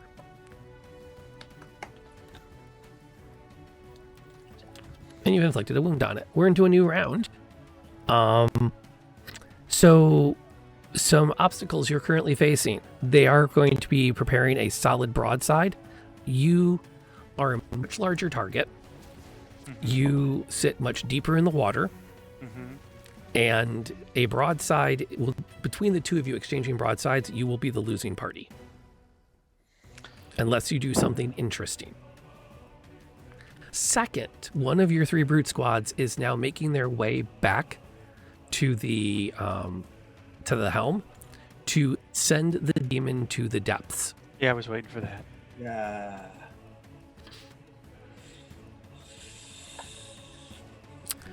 Plan your approaches accordingly. You can spend hero points if you want to help each other. I need to know how you're helping when you spend it.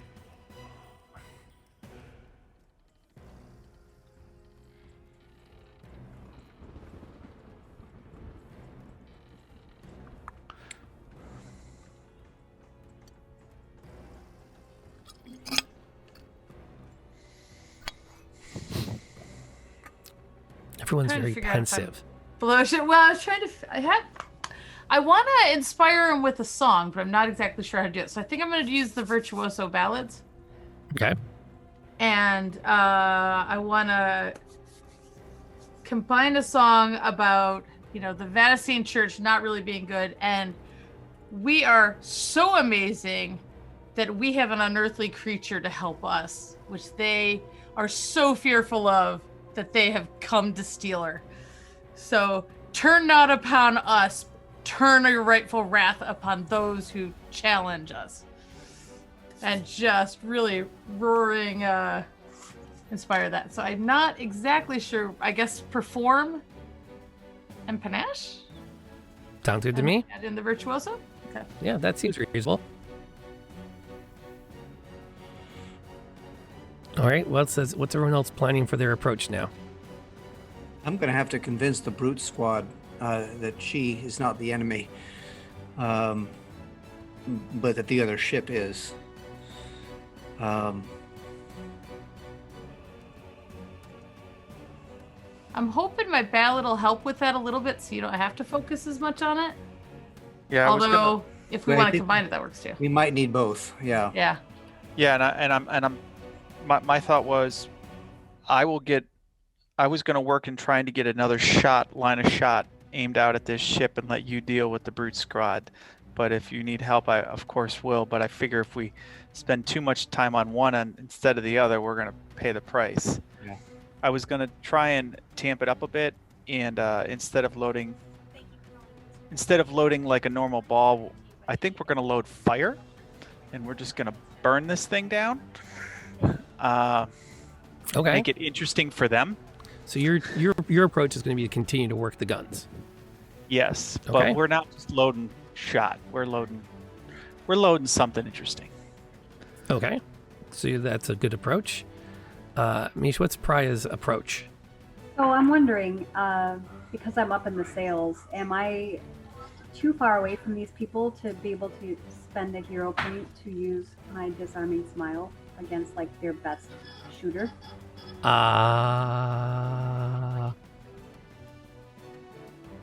I'm gonna say probably. This isn't really a social situation. Correct. Yeah, that's okay. Violence has already kind of been broached. Now, if you went and boarded them, you might be able to talk them down with something like that. And how close are they? You could board them. It'd be a Wait, heck what? of a, it'd be a heck of a swing. So if I use my wait. fit, This changes everything. Oh, Well, you're go in ahead. cannon range. She's talking about running, leap, big swing, big jump. I mean, come on, this is a Bruckheimer film. Just be So- glad we didn't get Michael Bay because, like, seriously, none of you would have screen time. It'd all be stunt doubles. with my finesse, I'm at a 4. Can I use finesse to? No, I don't. I don't think I want to do that.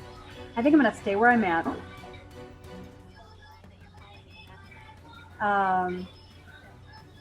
I'm just gonna keep sharp shooting. I think at this point. So your approach is going to be to kind of continue your work from the lofts. So you fired one gun, you took 2 up with you, which is reasonable. They take 5 raises to reload. So Okay. you get 1 more shot with your pistol before you're going to have to think about some other kind of attack. Or other ways to spend your raises. Okay. Okay, so go ahead and throw those dice down and get some raises in front of you. Matthew, what is the captain thinking? What's your approach to the next few moments? I think we're going to do some convincing and convince Many them hats. that they are the wasn't planning on this one tonight. Convincing the brute squad that is approaching the helm that it's both my wits and power of convincing to say that I speak for the voice of the church, not for these inquisitors who are coming under the red flag to kill us all, but that I am in charge of this particular demon and have been charged to bring this this poor forlorn girl to full exorcism, and therefore we need to focus our energies on this moment to repel the infidels of the Inquisitor. Those? Okay, so your general approach is going to be wits and convince? Correct. Okay, so go ahead and throw those dice down and see how many raises you get. I'm curious what the villain's doing. So He I thinks feel I like just have I'm to roll his cheating. dice. Can I use finesse and aim for what I'm doing right now? That seems like Yeah. a lot of dice. Okay. And you can spend as many raises as you get to inflict wounds. So, the more raises you get, I mean, it's not as exciting. You don't do as many things when you're in combat, like hand to hand, but spend the raise and it happens. It's kind of like you could probably board at this point if you wanted to. Spend the raise and you did it. It's a feat. I might say it's 2 raises given how far away the ship is, but yeah. Okay, so 3 raises. Captain, I just noticed your hat. That's because I'm convincing them that I am the voice of the church. Okay, who has 3 raises? Over and above the Red Roger. 3 raises. I do have 3. Okay. Um, Trev, do you have 3? My bad. No, I had a idiot moment. Give me a second. Okay. so can I use disarming smile to keep people on our ship from attacking Lysel? Yes. All right, that takes my hero point away, but I think that might need to happen. Okay. Boom. So is that also one of my raises? Technically no.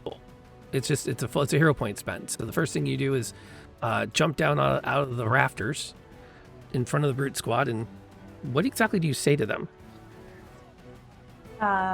She's one of us. Stop. Look away. Just try to get them onto something else. Just try not to look at her. I feel like she can't blend in, so I just need to divert their attention elsewhere. And of course, that disarming smile that everyone's kind of come to know, and it's Pariah. She wouldn't. I mean, she's not wrong. All right, that situation has been successfully diffused. Oh, good. That risk is overcome. You still have your 3 raises, so you're still technically up next. I have 3 raises as well. Oh, and Jector's got 3. Okay. Since you acted, let Jector go next. Okay. I command all the gun crews, if I'm hearing you correctly, on our port side. Is that right? Do I have that right? To load basically the equivalent of napalm, and we're going to light this thing on fire. Okay. So you're going to use your raises to fire the guns? I'm going to use our raises to fire the guns, all 3 of them. We're going to light this thing up. All right. You order them to load the hot shot, and they immediately turn to the small braziers on the gun deck and drop red hot iron balls into the cannons and immediately set them off. It's a risky maneuver, so it takes 1 raise just to pull it off. Steady, crew, steady. The last thing you need is dropping one of those. Load it right. Pay attention to the drop. The ram is tricky too, because you don't want to set the powder off on the way in. And then red hot cannonballs fly across and slam into the ship. Push it in like you're on Patrick Street. Just work it easy. You'll make it, Rob. You'll make it. I know. And you inflict 2 more wounds onto their ship as it continues to fire. Tiff, you had 3 raises? Yeah. What's happening? So I feel bad because I was going to inspire the crew to Sorry, get ready to... I did not mean to steal your thunder. No, you're cool because it's awesome. I'm just like, I maybe shouldn't have the crew board yet if you're setting their boat on fire. So You could order. You could jump over with a bunch of brute squads with torches. Slash and burn, man. that's what I'm gonna do. Is I was gonna get them ready with a song. Like, foul is that ship. The red flag demands blood. We've unleashed our power and crew. Board them and fight. The resolve fights tonight. Let's go. And lead them in a charge over with torches or anything that's on fire, and then swords. You got a sword and a rope. Let's do it. All right. So your first raise is going to be to inspire the crew and whip them up. Okay. We have a plan for your future raises. You can change them if you want to when we get there. We loop back over to Pariah's. It's still on 3 raises. What's your plan? Well, I still have a gun. You do? I'd like to shoot. What would you like to shoot? I would like to shoot at somebody who's manning large artillery. Okay. Take out some of their gunners? Yeah. Okay. As Saffron's beginning to whip the crew up, you can see they're preparing to fire. Some of them have started to grab those grape-like canisters of mini balls and are starting to load grape shot in. And as they do, you immediately pick them out, and with 1 pistol shot, bam, one of their crew drops. Before he gets there and kind of slumps over the cannon. 2 raises. Captain, we haven't heard from you yet. 2 raises. So I need to make sure the helm is handed fully back over to Fiona so I can probably take Liesl below deck to safety. Okay. I guess that would be 1. Okay. Suspend a raise to get Liesl out of there before something really bad happens. Yep. Not a bad plan. And you're actually focusing on your crew. Okay. The second would be to add to whatever is being done to bolster the crew, to make sure that they are in good morale to fight. Okay. Support Saffron and Jector in all of their encouragement. Okay. So, okay. Also at 2 raises? Or do we get through all the 2s? I think I used up all mine Yeah. completely. So You're set. I think Price still has a couple raises left. Saffron still has a raise. Tiffany, it's your last raise is to jump over and start hack and slashing with your brute squad? Yep. Okay. So you grab lines, take a run along the entire deck to get up to speed, and soar over onto the deck of their ship, and everyone lands hard. If they land at all. Some land on the side of it, have to pull themselves up. Some of them, get caught up in the tops and immediately set to work with flint and steel. One or two were able to bring torches lit with them, but most have to they're starting to strike things up and just causing general chaos and mayhem to their ship. With the captain's encouragement, they inflict an additional wound onto the ship. So you have inflicted a total of 5 wounds on the ship now. How many wounds can this ship sustain? That's a good question. Ships are a lot like people in that sense. I'm double checking right now to see what the typical Have we health gotten of it is. a star for them yet? I think so. What's up a little bit? And do they have, like human beings, do they have those special things they get when they get, into the death throes? Not I'm sure quite. it's like the magazine explodes and stuff like that, right? It is now on to... So this particular push has inflicted a critical wound onto their ship as the fire start to spread throughout it. The captain is going to spend his raises to storm down onto the main deck, grab 2 men and throw them against cannons, put linstocks in their hands and order them to fire, and inflict 2 wounds back onto the Resolution as the cannons fire up at point blank range. And you don't just hear the crash, especially the captain, of splintering wood, but the immediate rush of water. Oh, firing on my ship. Now the good Well, news I know is what I'm doing. you're not on fire. I know what I'm doing. Okay. The rush of water, you said. Yeah. There's at least one of the 2 balls hit below the water line. So, Used to be a janitor in a previous life. We'll take care of it. does anyone have any raises left? I think I do, but I forget what trait and skill I used. I think I used finesse. Finesse and aim. So, can I use those skills to run down and plug the hole with my aim? Not Making sure that- really. And you could order. You've got 2 brute squads still on your ship. You could order them to shoot something. You could throw a knife. You're a pretty good throw. Whip up pull a gonna knife throw out the of your knife. boot and let it go. Yeah, I'm gonna do that. I'm Or gonna did- throw it at whoever I see that looks like they're manning the weapon that's gonna cause the most damage. Okay.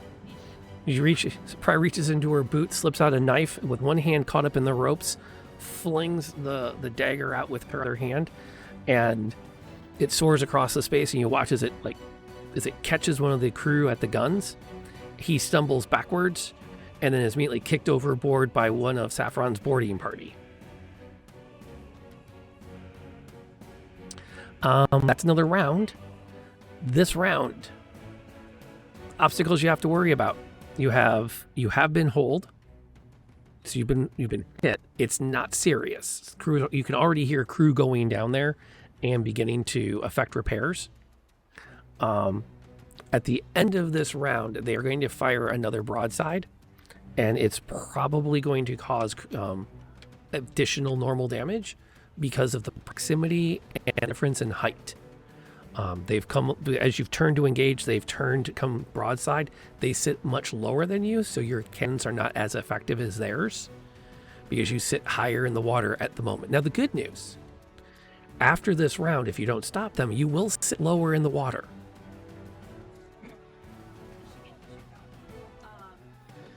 No, it's Lower and then under, in, Yeah. then under. yeah. So there'll be a moment there. So how close are we now? Are the ships physically touching? They're not touching unless you want them to be. You could use a raise to start ordering crew to prepare for grapple, but they're holding their own. Understood. In fact, as much as Sauron's crew is starting fires aboard their ship, they're effectively fighting back as the Got it. brutes engage each other, and the fires are causing disarray, but it's not exactly doing too much yet. So wait a minute. Sorry, Saffron. Go ahead. You had a question. No, I was just wondering, does anybody know if the boats were touching, would that negate their ability to fire the cannons? I don't believe so, but it would limit their arc of fire to some degree. Yeah. I mean, but I don't believe it would stop them from firing. But what I was thinking of was kind of almost a master and commander kind of level move where you can actually cross from the gun holes in some cases to the other ship because you're literally adjacent or close enough that you can make it work. But that doesn't sound like it's the case. But I have one clarification question. You said that our guns were sitting higher in the water, so our guns are less effective. Is it that our guns are less effective in holding it and sinking it? As in hitting, because they're below. Oh, really? So your guns are up here. Their ship is. I mean, So you could get the crew to pitch them up and aim down into it, but it's not. Yeah, because at this point I just want to hold the deck so that we can drop crew into the gun deck. You can try. I mean, it's been the reason it happens. You just tell me what your approaches are. And the thing to remember, don't think too much about what you want to do. Think about, in general terms, what you're thinking about. Are you focusing on the cannons? Are you focusing on the boarding action that's starting to play out and you're losing? So Are you from my Go ahead. And I'm sorry, I didn't mean that. With that in mind, I think my opinion, Captain, is the general goal needs to be we need to get down to their gun deck and get it under control. Yeah. We need to get a brute squad to their gun deck to start raising havoc to A get them to boarding- stop firing. A boarding party that will Yeah. be able to eliminate their threat. Right. So I'm thinking, how can we do that best? Either we cross because we're adjacent, or we somehow make a quick way for the current brute squad to get down there, i.e. a hole in their deck. or maybe the current brute squad is close enough to an access port, a hole, a cargo hold hole, I don't know, to be Something able to blank get down. we can send across. Yeah. Well, could you have somebody drop down from our cannons to their cannons and then in through a portal or through the door there? Can't Sounds wait like- until the late 19th century gets here and we get harpoons. Right. That's why I asked. But right now we have brave piratey folk. So if the brute squad I've got is already on there and you can get another one behind to come in, yeah. if we're distracting, you can get another one to like sprint on through to. Is Priya Go able to down. take another brute squad onto their ship? Oh, I or would be did it, more than happy to do that. or did it already defect, Captain? Or Rob? Because it was giving us trouble with. No, that's available. You still you have one brute squad currently on their ship, and you have two on yours that are currently working. I think we want to get the other brute squads over there. Yeah, I would lead them. Yeah, so if she takes one, I can take another one. Captain can keep the ship captaining. We have a lot of crew. Awesome. Do I need to do any? Do I need to do any intimidation or convincing, or are they pretty well positioned to to go ahead and follow orders. Period. The crew's has pretty solid morale right now. So the big question is just what your approach is going to be. Worry less about what your actions are and more about what your general plan is. I think if we get What all do you three want Brute focus squads on? over there, it should be enough havoc. Okay. So 'Cause what's worst comes to- everyone's? Worst comes to worst, look at it this way. We lose the resolution, we take their ship. Yeah. New ship, there we go. Wizard ship. So brawn is brawn for like melee. Physical fighting? strength. Okay, so finesse is infighting, but is more weaponry, right? Yeah. Yeah, I I'm want to trying to get the decide other, between finesse and athletics or finesse and brawl. I think finesse and brawl. This is the way I'm going. Okay.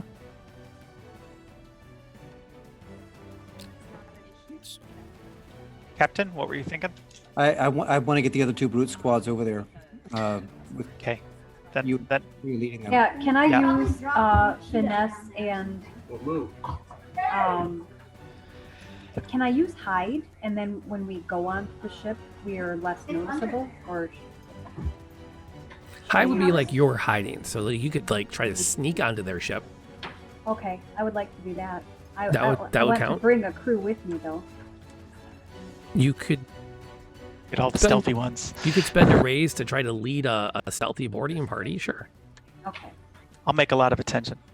Okay. So everyone throw down and get some raises in front I'm of you. gonna take the third party with I'm assuming because we're gonna have to swing over and make a big scene with finesse and athletics. Okay.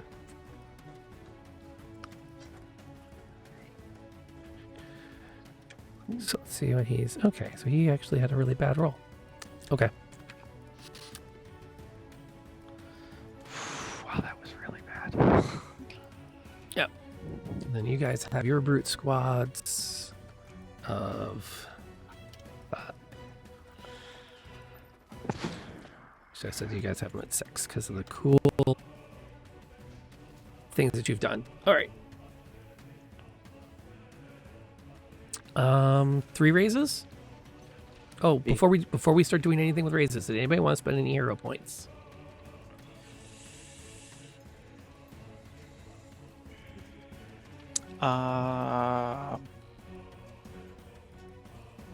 Okay, you don't have Yes, but I don't know how. to. You just say I'm spending it. You either gain 1 die, or you can, if you help somebody, you can give them 3. I'm gonna spend it, and I am gonna help Priya. I'm gonna send it to Priya. Okay. And I'll spend it to help Jector. Thank you, because I rolled abysmally. Oh, Okay, so add 3 dice to your pool. Priya adds 3 to hers. Which reminds me. Yeah, that was a lot Update. better. And I think I'm going to spend.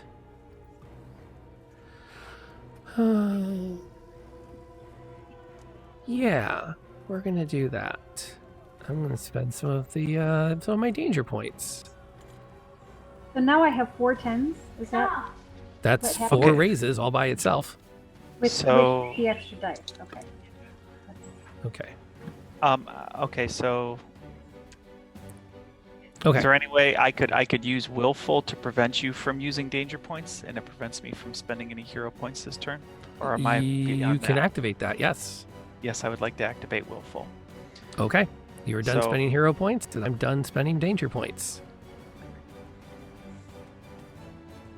I believe that's the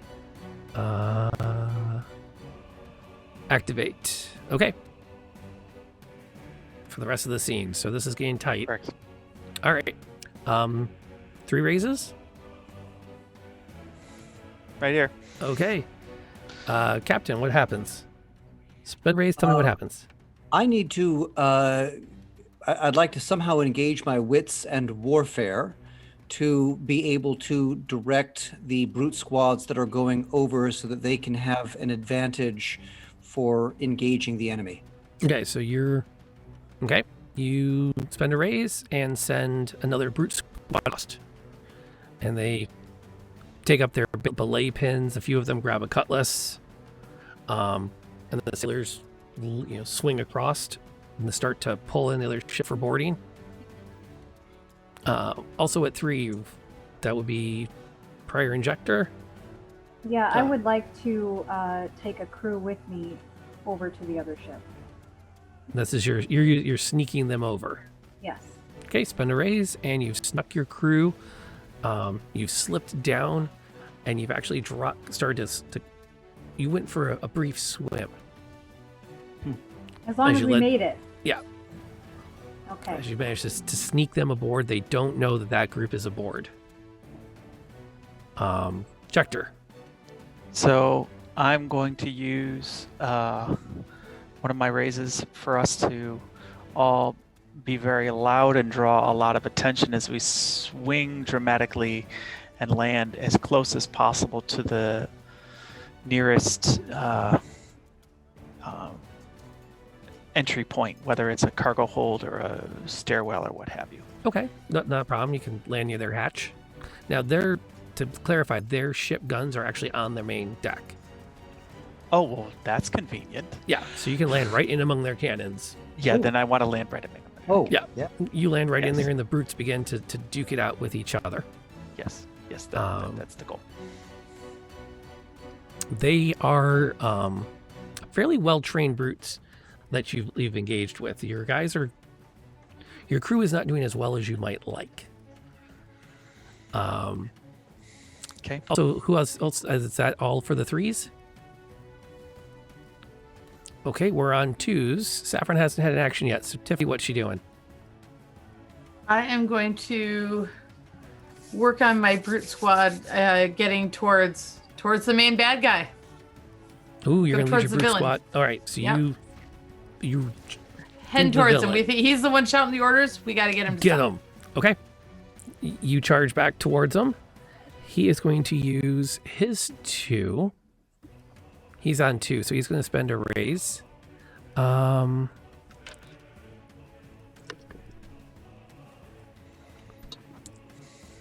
Okay. As you approach, he singles you out as you lead your brute squad towards him, and he is going to. He takes up from next to him, and you didn't spot this on your way in, but he has a spear that he uses. You missed the spear, but okay. Well, he wasn't. You can't see the spear through the brutes. He wasn't swinging it. He picks it up and spins over his head a few times, and you notice that not only is it a massive blade on one end, but a massive length of chain and a loop on the other end. He immediately hooks one of your crew by the neck, flings him overboard, and on the backswing slams through another guy. And then he just headbutts a third. As your brute squad has now been reduced from 6 to 3 in an instant. He snarls at you. I've known some bishops like that.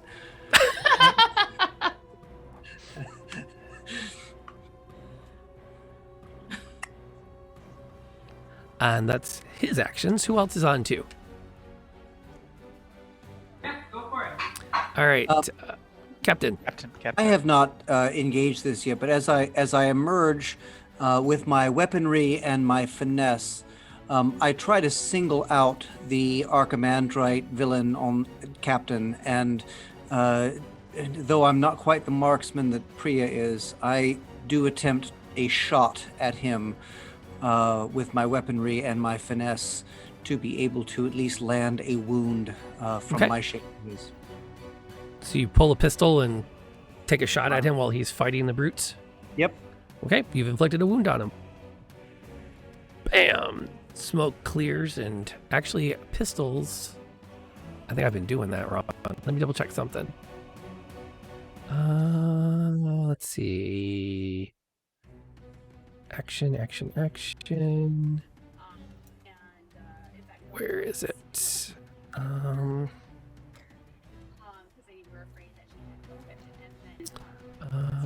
Guns.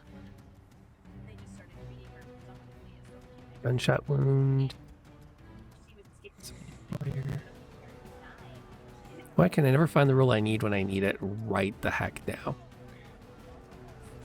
Action sequences. If our cannons are high enough in the water, could they aim at people on the deck?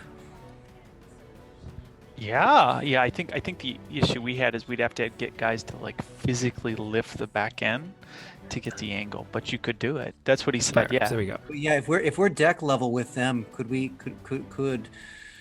get somebody on those guns to aim it in the direction of the Archimandrite? Okay. Seems like anything's possible here. That's what I'm thinking. Okay.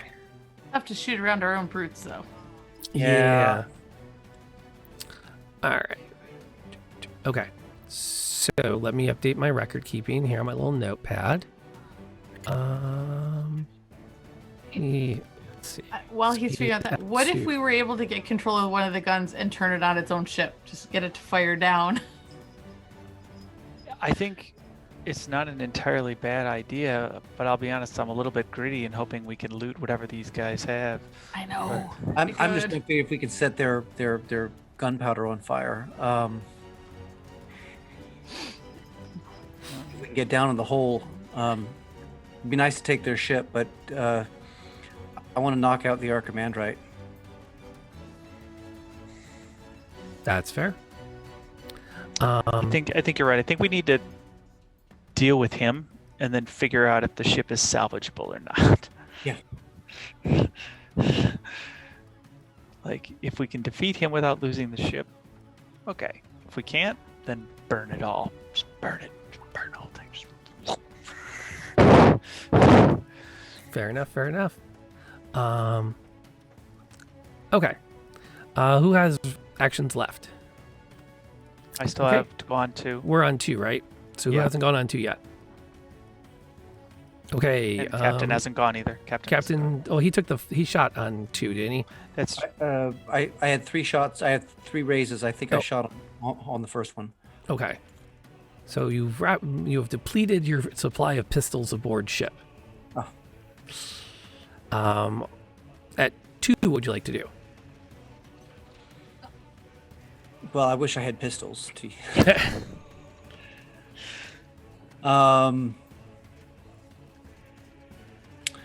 I use another one to run down to the gunner and tell him to aim for the villain on the other ship with one of our guns if it's within an arc.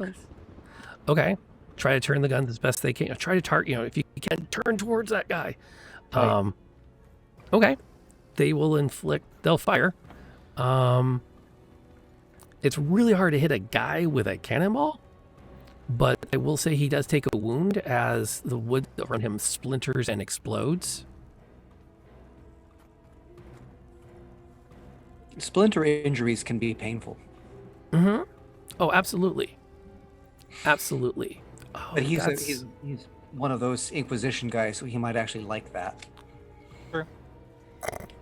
Ouch. Sorry, it's okay. Ouch, ouch, ouch, ouch, ouch. I'm not offended. It's I a think fancy- brilliant. Aha, that's how that works. Okay, now I remember these mechanics. Whew. I wasn't quite expecting all of this. All right, so who else is at 2? All right, go. I'm gonna help my own brood squad get control of those cannon decks before they go off on our face. Okay, So I want to help push them over the edge of success. okay, so you spend your raise to lead your brute squad to lock up their cannons.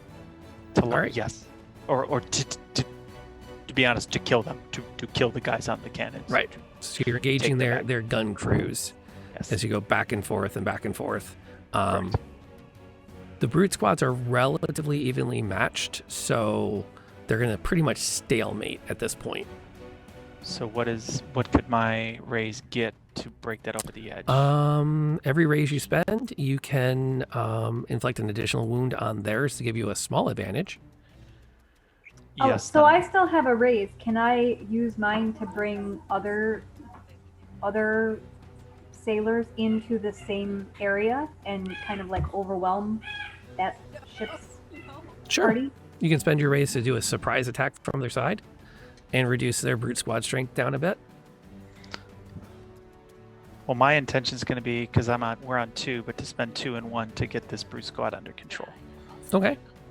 So you're inflicting wounds, you're attacking their brute squad basically, plus you're bringing your own. So I'll give you a free and bonus wound in the process. So they're going to be, that squad's going to go down to that level. And you're slowly clearing out their crew. Who else has raises left? Can I give my 1 raise to someone to do something with? You could create an opportunity. I think, does Saffron have any raises left? I do, yeah. You could create opportunities for Saffron. Because she's facing down that guy right now, Yeah. our new BFF. Yeah. Yeah. I create an opportunity for Saffron to surprise attack him because he's been confused for a moment with either the splinters or the witnessing the brute squad, taking in the fact that they are a little less. He forgets his chains and spear for a moment, and as he's assessing this, so I give that to Saffron to have an opportunity to make a special attack. Okay. Not a problem. So you order the gun crew to line up another shot, this time with the intention of distracting him and creating a clean opening for her. Saffron, what happens in that moment as the smoke merges around you? All right. As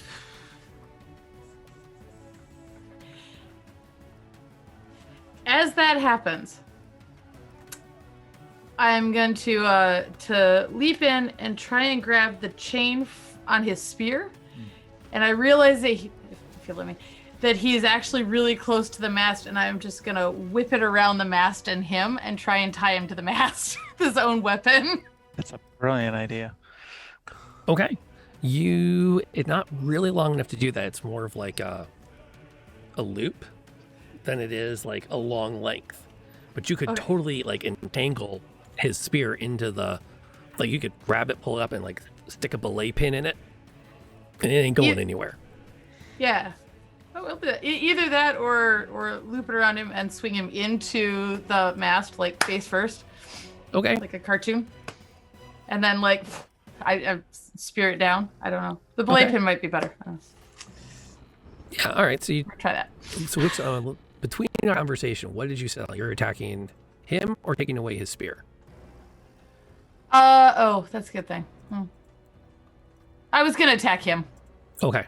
Using his spear, if at all possible. Well, using the chain on his spear to try and whip him into the... You inflict a wound on him as you do so, and then his spear is all tied up. He's going to have to spend a raise to get it loose. Excellent. As he's like, "Rah!"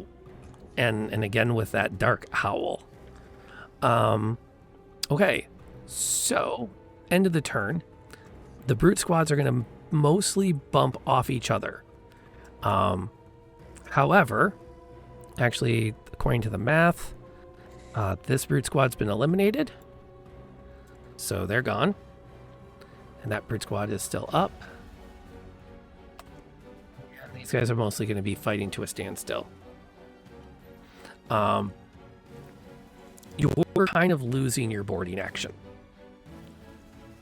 Because the group that was around Saffron has been taken out by the guards of the enemy captain.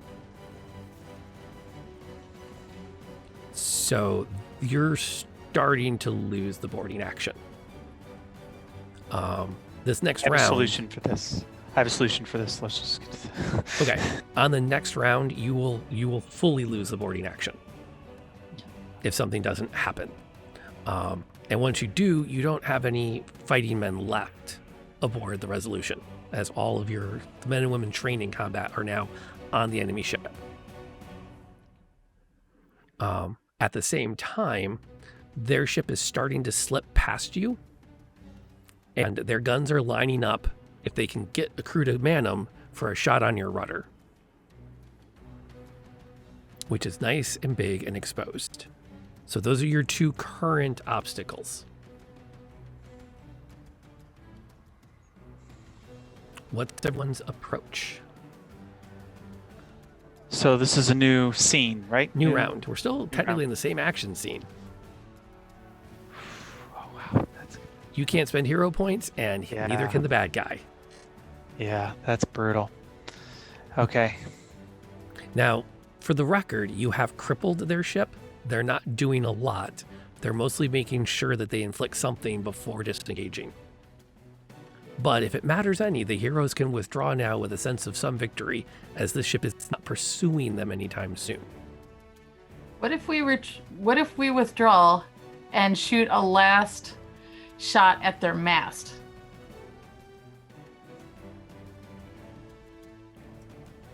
Think approach, not action. Ah, sure. And Think- half of us think are framing. on that ship. Right. We have all three. We have all three brute squads on the ship. One of them is down at half strength, but the other two, to the best of our knowledge, are doing just fine. One of which they don't even know is there. No, they do, because Priya did the surprise attack. Remember, she jumped up on the other side. It was glorious. It was cool. So I think I'm gonna do finesse and athletics. Okay.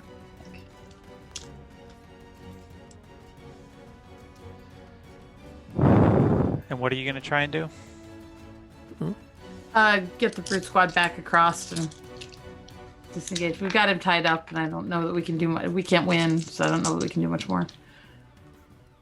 Plus, most of mine are hurt, wounded or done in. Okay.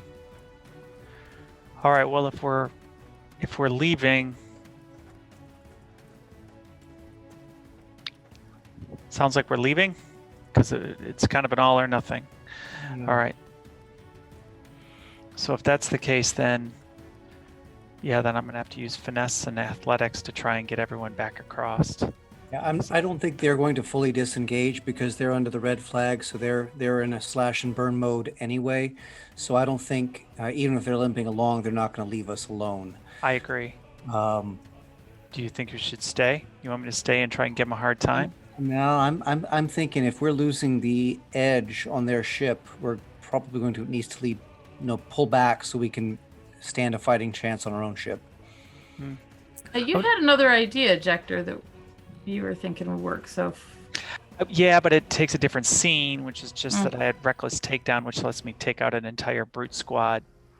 nice. Just a hero point spend. I What would if also we- point out that you are a trained duelist. I am a trained duelist, that's true. Your expertise is confronting people one-on-one. What if we ignite their gunpowder So- caches and then just jump? So what we could do that. So but what I could do is challenge this guy to a one-on-one. See what that gets us. I softened him up for you. It's your turn now. You guys can make all kinds of opportunities. Oh, we don't have hero points to give you. It's also Okay, hard to thank you. interfere with a duel. Yeah. It's not so hard. You just huck coins or rocks at people. I mean, He'd like to duel you, but he's all Not tied up right how now. that works.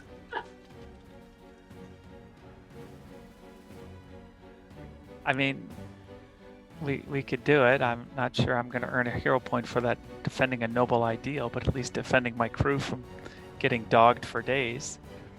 Defending the ship's a noble ideal.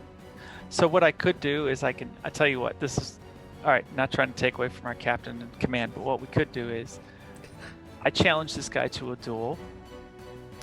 Everybody else beats feet, and either I defeat him or I start to lose and I just dive overboard and you guys come pick me up.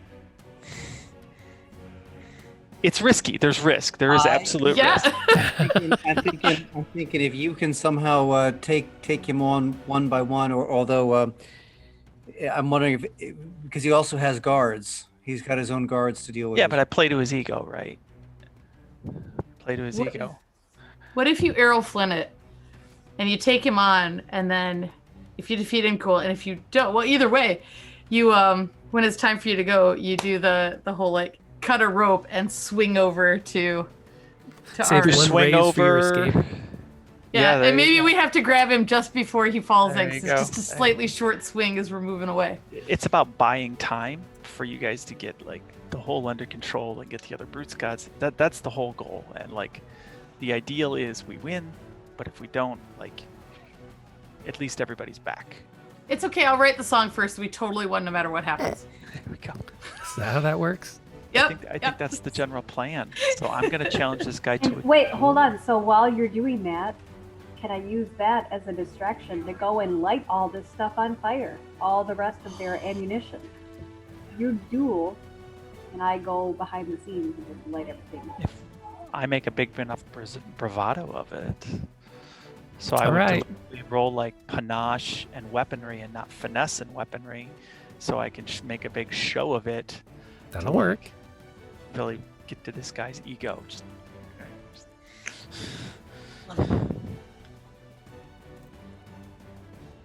I think that's the plan.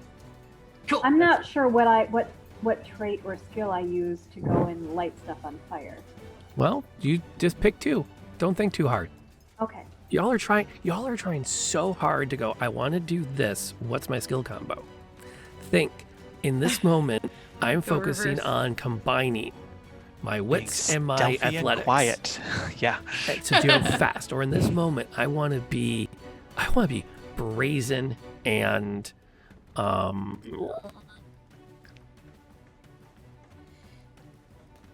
It's really good. sharp about where this is going to be. Brazen and thievy. I'm openly Yeah, gonna so, yeah. steal it.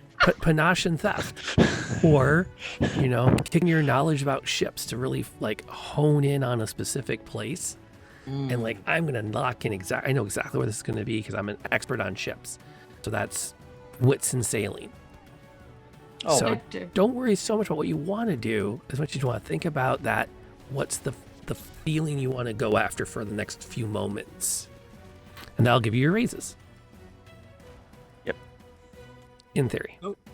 So with that thought, then, and my knowledge of sailing and wits, I would like to be in. Since I'm still on the Resolution, I would like to find a way to maneuver the ship in such a way so that it avoids getting the rudder hit, but also in a way that gently rams their other ship to create them off balance. Okay. So, sailing and wits. So you're going to be focusing on trying to maneuver the ship advantageously. Advantageously, yes. I want That'll work. since that's the largest tool I have at my disposal at this moment. Wits and sailing. While I'm still on the other ship and not doing hand-to-hand combat. Okay. So 4, 3, and he's going to spend a race to get it loose, and then he's going to add those dice. So that means.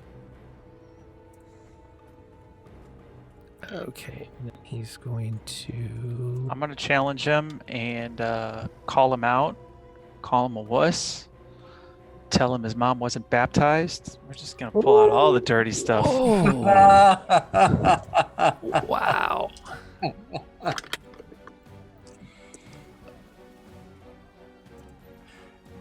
His mother was a heretic. Oh. There you go. Oh, His that's imprimatur is false. a terrible. So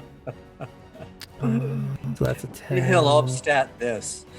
There you That's- go. Okay, so he had a terrible roll. He's not doing as much, and I can't spend danger points to up it any. But he is going to do that. So it's first. Okay, that's better. Holy God. Okay, Wow. 4 raises. Anyone? Close, but no. 3 raises. Let me hit the roll here. Okay, 3 raises. 3. Now 3 raises. We're going to start with the duelist. Oh wait. That's right. One of my the skill was a 3. Hang on, I'm gonna re-roll that. 4. 4 raises. Okay. Duelist, you're up. Hang on a minute. 1, 2. You have your special maneuver and you have your stock maneuvers. No, I apologize. 3. So Because it needs to be the accumulation, that Yep. slight distinct difference. Get yeah. it. Okay, so 3. So basically, what do I do? I mean, I'm basically challenging this guy to a duel. That's a freebie. You can spend a raise to do a maneuver. So you could slash, parry, feint, lunge. Or bash. So slash would just do straight damage. Parry is you're preparing to take an attack. Feint. Feint, yeah. You can Fake out. Yeah, you do 1 wound, and then if he gets hurt again, he takes more wounds. You can just spend all your ranks right now, all your raises, just throw all in there and do 1 massive hit that he can't do anything about. We're gonna do that. We're Gonna do that. Okay. Yep, we're gonna do that. Actually, no. Back up. That's not gonna fulfill our need right now. I'm gonna do a feint. Okay. So he takes a wound. If he gets hurt again, he takes an additional wound. Yep. All right. Fair enough. Also at 3. Okay. Captain, what are you doing? Maneuvering the ship to our best possible advantage. Okay, so you're spending a race to move the ship out of line of sight. Out of getting the rudder away from their cannons and trying to edge the bow of the ship closer to theirs for if we need to ram it, we will. That'll do it. You could, okay. As you start saying this, Fiona glances at you. You make this your intention. You've been really good. Fiona actually looks at you and goes, Captain, and she starts to reach for the wheel.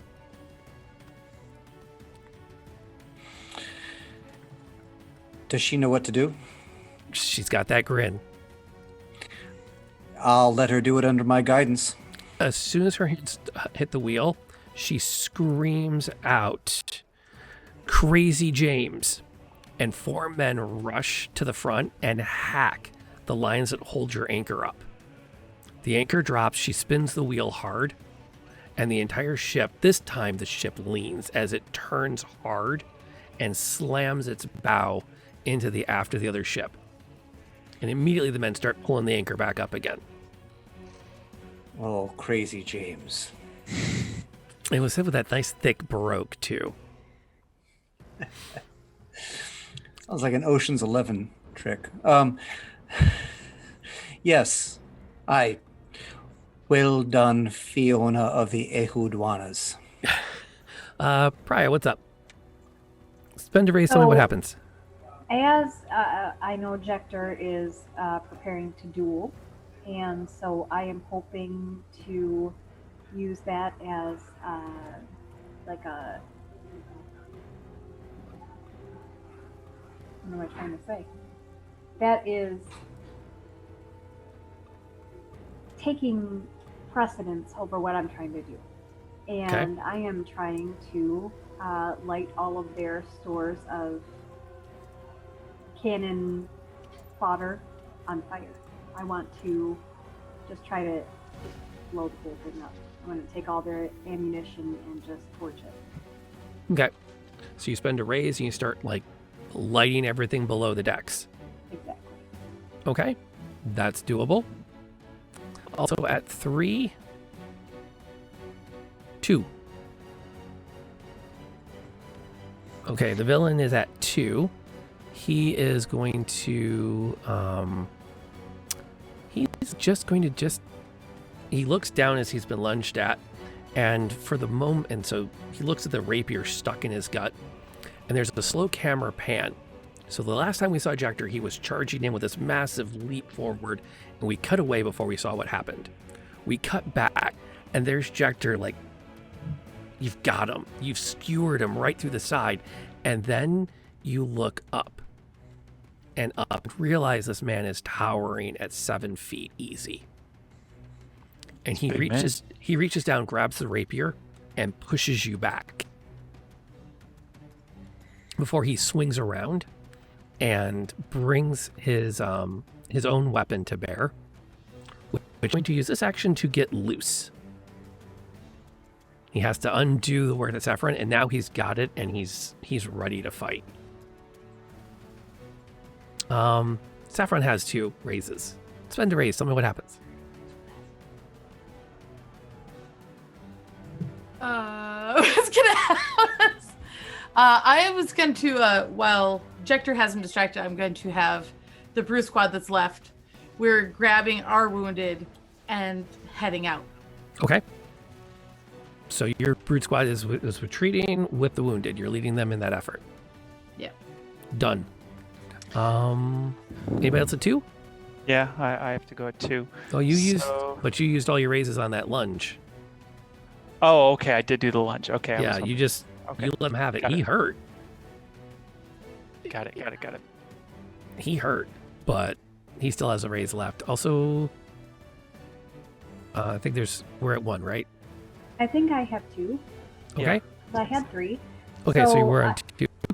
I was on, yes. And so I was sneaky before I lit everything on fire. Can I still have people be sneaky? Because only it's one person that starts fire. The rest of these people, my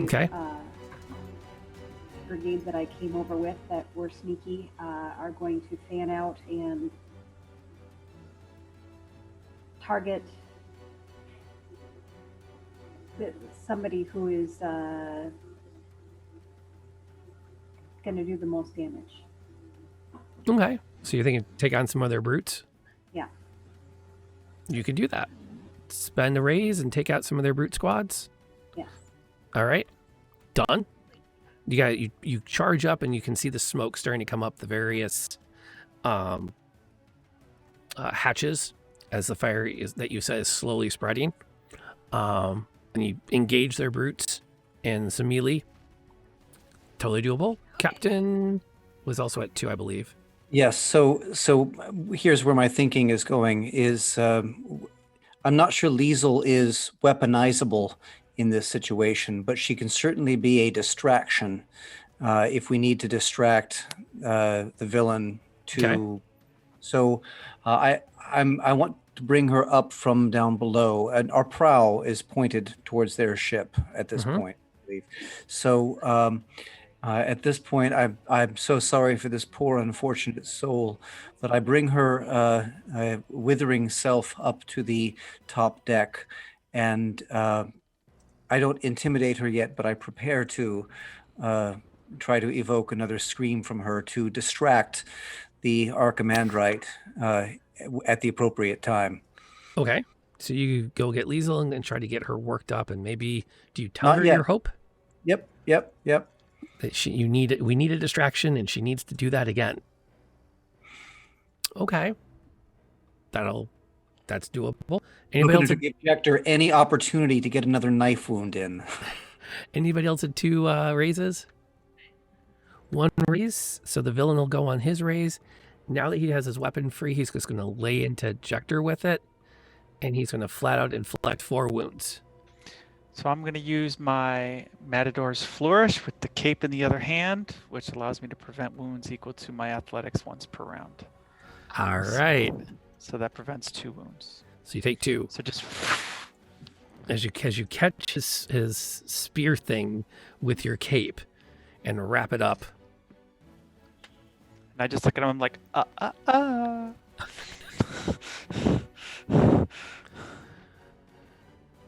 Fair. Anybody else at 1? Yeah, I am. All right. What's Saffron doing? You've got your guys back aboard. There's just a brute squad left. There are 2 brute squads still on the ship. I'm gonna go over and. No, there's 1 on the ship with Priya. well, what about the one I had? Did they go back? Yeah.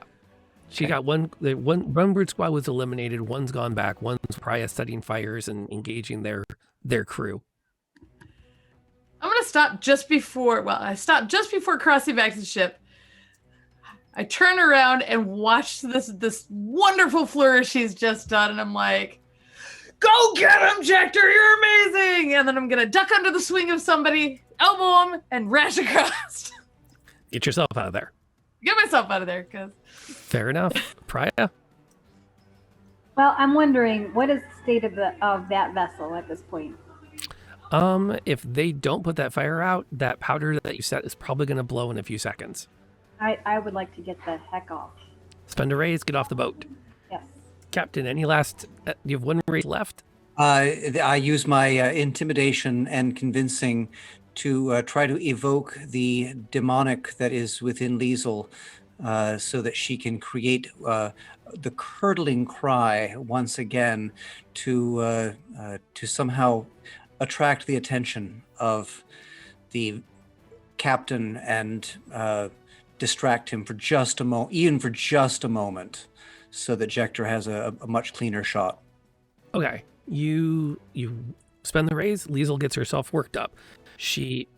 You can see her fighting to try to find this thing that you tell her there, and then it clicks, and she lets out another blood-curdling banshee-esque screech that every one of you can feel in the base of your bones.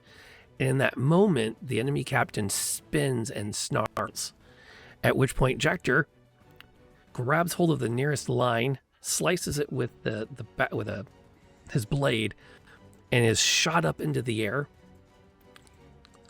giving him a clean path to sail over onto your ship.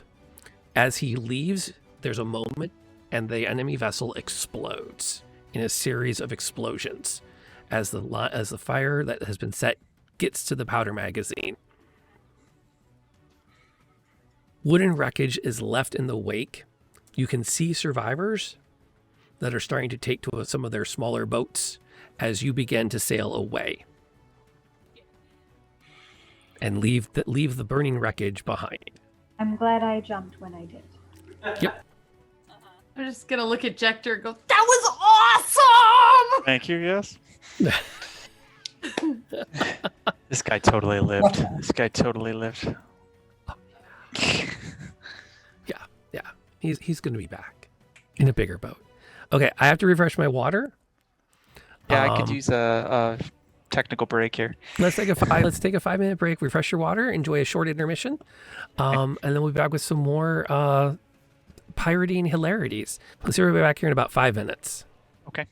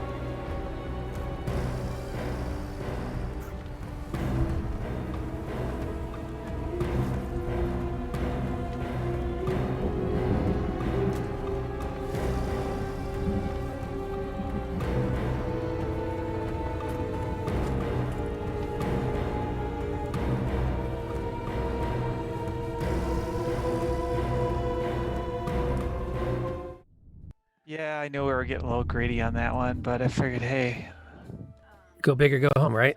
Yeah. Okay, so now those, we're back. those who dare win, right? Here's what I'm feeling, just kind of like game wise. The biggest thing that's hard for me to break out of with this running it is it's not my job to adjudicate particular Dungeons and Dragons. It's a lot of I want to do this. Well, here's how you do that. And it's harder for me even to be like, I'm just kind of like putting some crap together and throwing it on the table, and y'all figure out what you want to do with it. And I think towards the end of the battle, we started getting better at, here's how I kind of want to do things for a while. Then I'll do my raises to decide what those specific things are.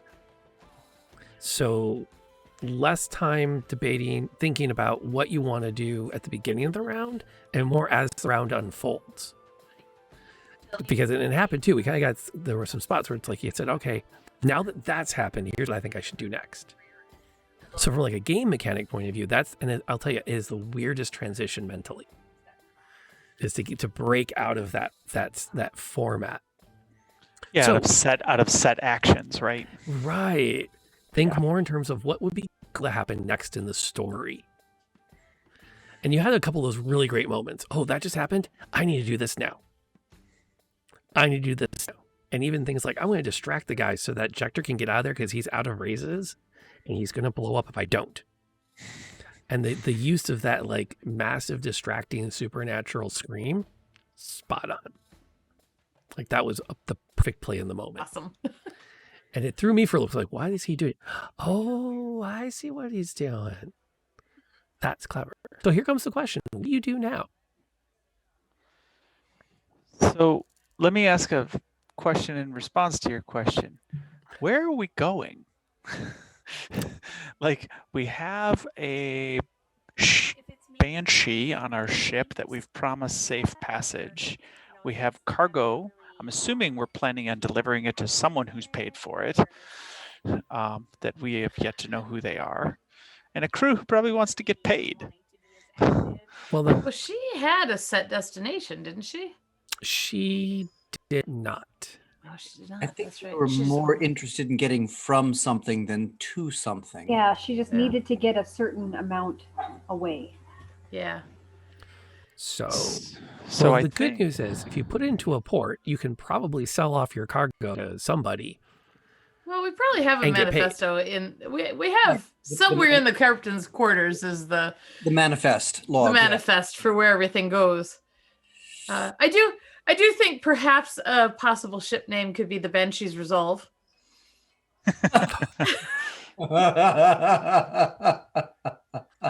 You're gonna have to sell the crew on that, but yeah. yeah. Oh, I'm working on trying to convince them that because we have her, we are actually more powerful.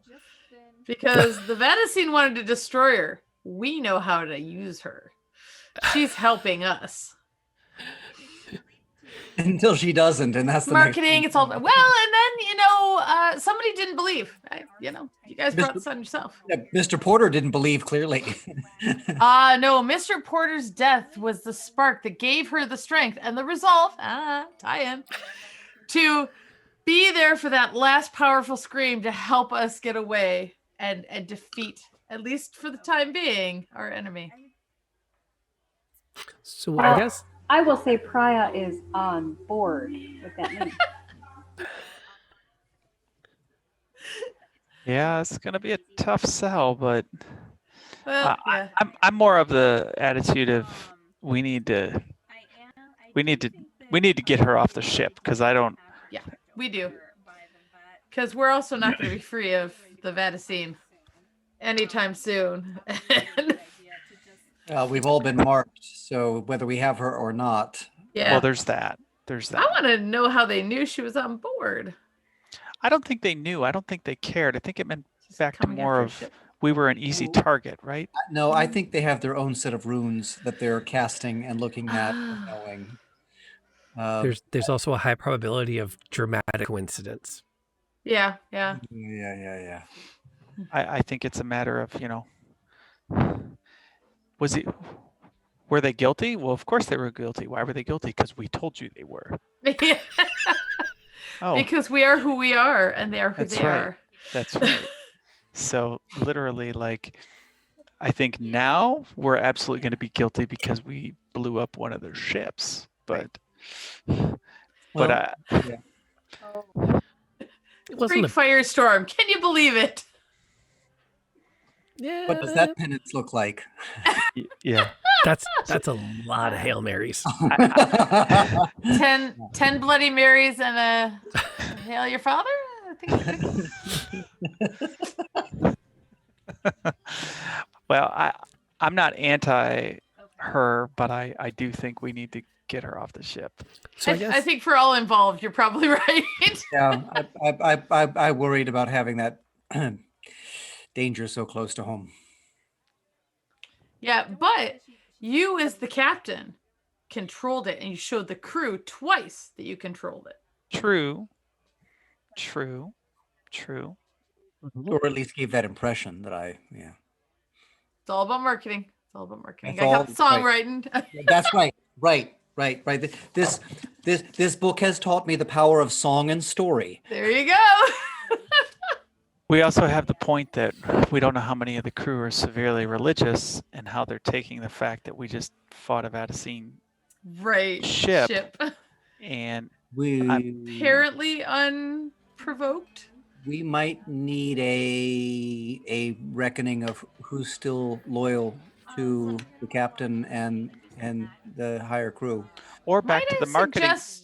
Oh yeah, sorry. No, go ahead. Go. Might I suggest an increase in the rum rations? Good. Very good idea. But I think you brought up the good point though about marketing, right? It's like, look, you're a Vatacine fearing person, and they attacked us anyway. Like, even before they knew about the Banshee. I'm just saying, maybe having her here's some insurance, like, because now they're not gonna. I don't want to Perhaps tell they the were crew. not true Vatacine. There's that, or know. I think we need a temperature check of the crew and the PR marketing. Yep.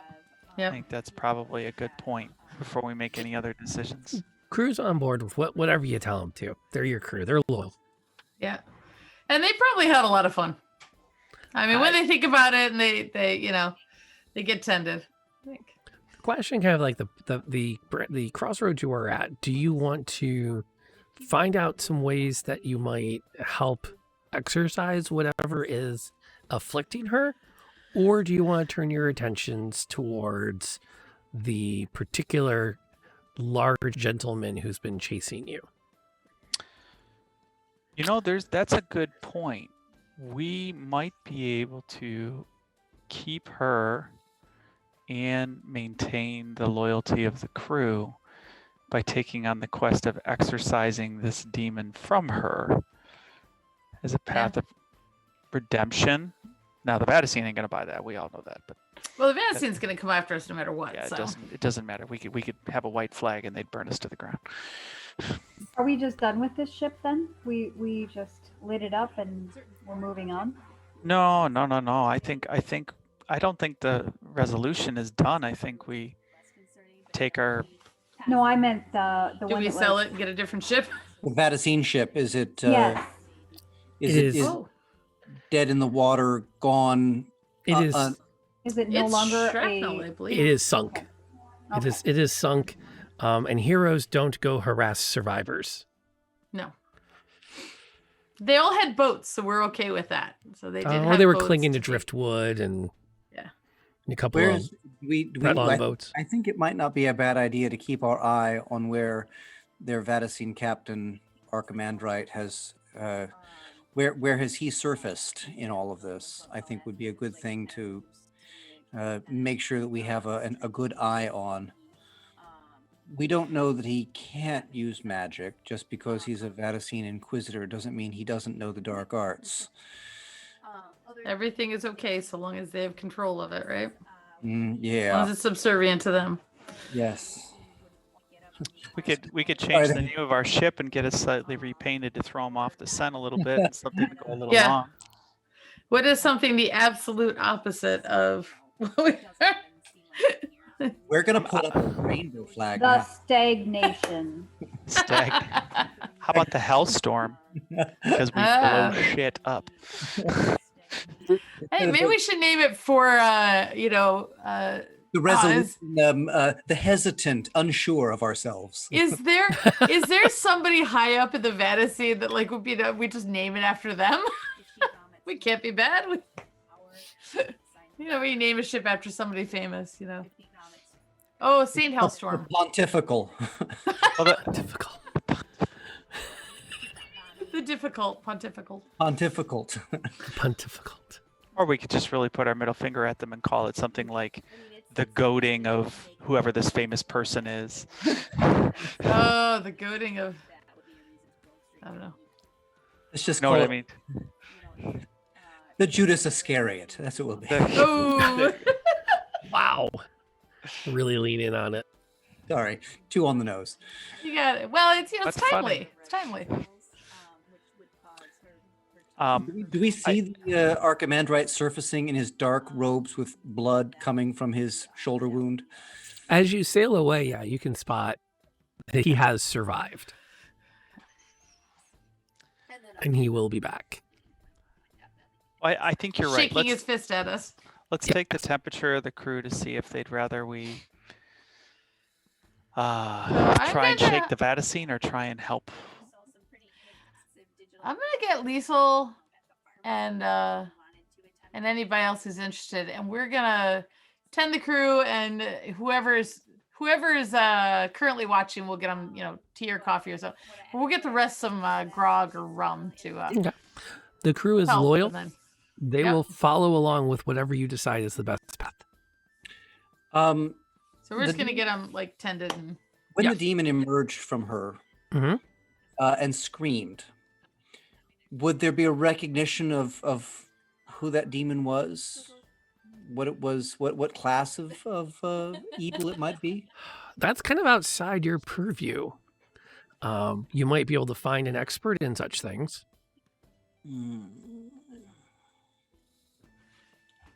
I do speak all languages. That's true. You're a linguist. Would that be including dark languages? Not likely. Yeah. But I'm sea touched, not darkly touched. something like that. So I'm gonna listening to the crew as we talk along. This crew Okay. is from all over. They've got Mhm. superstitions. Trying to I don't know how to play, but I want to see if somebody comes across it or something that sounds similar, because I'm sure there's all sorts of rumors, but I wonder if somebody has recognized what she is or has a suspicion. Okay. The crew is not a ton of help. Those that Okay. don't, yeah, they're not. Those that are superstitious are kind of taking you at your word. They're trying not to think too hard about it. Okay. Those that are not aren't superstitious enough to have a strong opinion either way. They're just trusting your leadership. Okay. Where are we on the map? Do we know? We should- You're, Be starting to have a clue. where do you think you need to be? Let's see. Less, where are we, and more, where do we want to go? Right. Well, do we want to go to Vatican headquarters with this girl and try to both clear our names, or do we want to be on the run from them and go in the farthest opposite direction? I'm voting on our run in the farthest opposite direction. I don't think that we're going to get the absolution. I think we're going to get an entirely different type of absolution. You will be forgiven. Yeah, on our death. Such forgiveness I should not have. Exactly. I think that when we go back and look through the papers as to what our cargo is, we find that it's due in from Montaigne, maybe the northern region, and that's where we're heading. I think you're right. Maybe we're in that lower sea. I can't read it.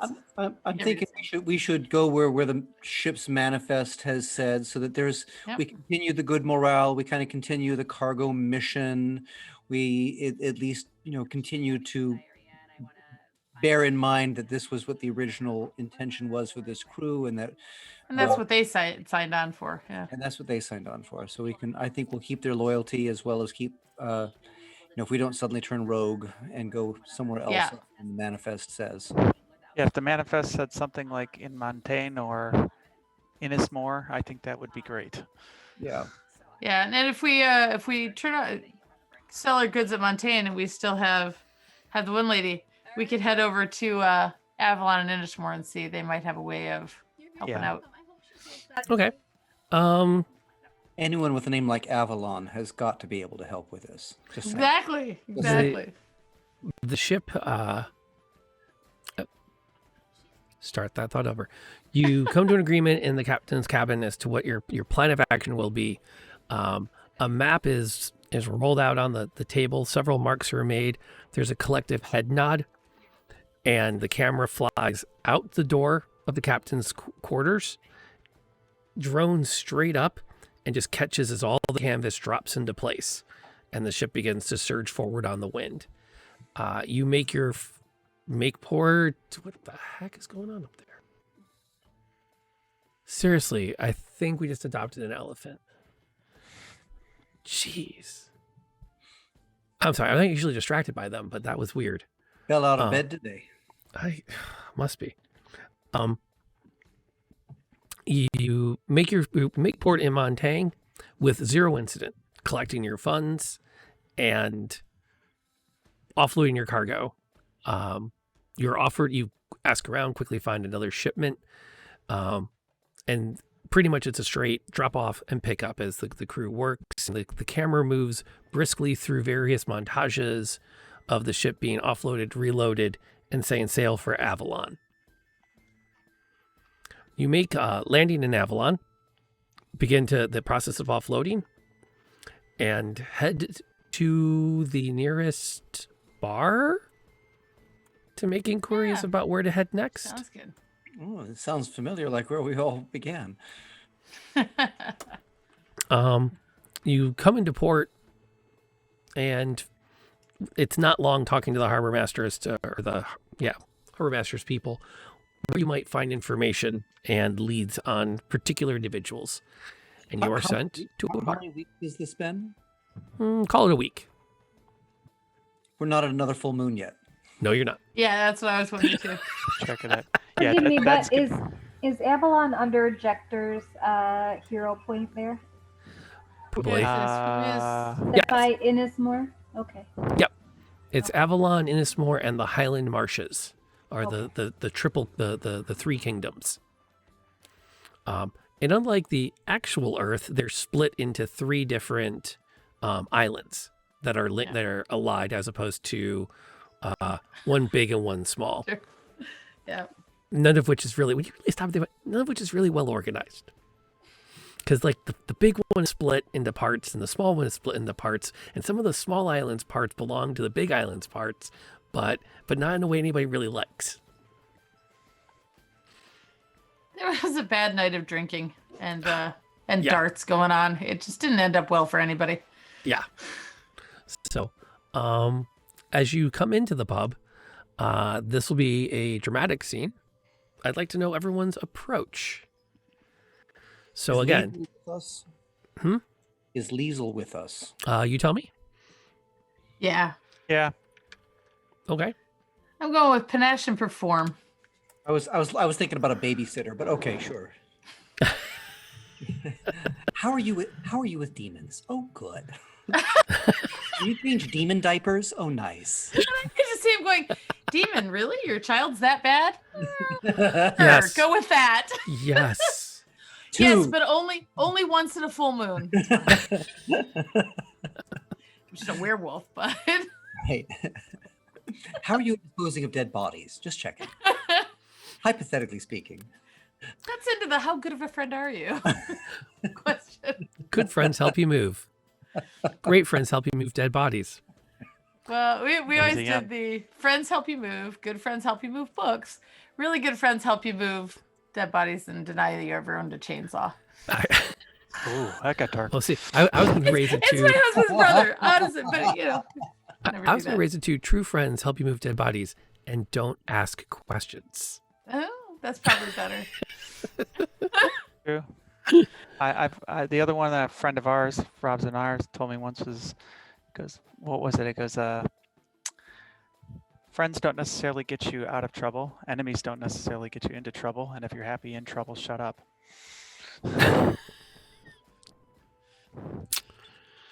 Yep, heard that one a couple of times. Funny. Okay, We walk into the bar with Liesel. and so what's everyone's approach to this inquiry and other things? I'm coming at it with some panache. And you know what? I think I'm gonna go tempt. I might tempt some people. Okay, Wow, nice. You might what some people? Tempt. Tempt. Tempt. Them. I don't know Go. what's happening, but that's where I'm going. okay. I guess I'll go with panache and intimidate. Sure, why not? We'll just. It's mean.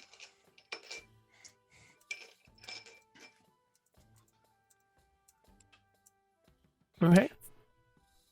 You know, it's not the same character sheet as last time, but I think I am going to try to keep Liesel close and keep a low profile, not engaging with the same panache, so that I and Liesel draw less attention in the pub, and let the others take the eyes of those we're walking in with.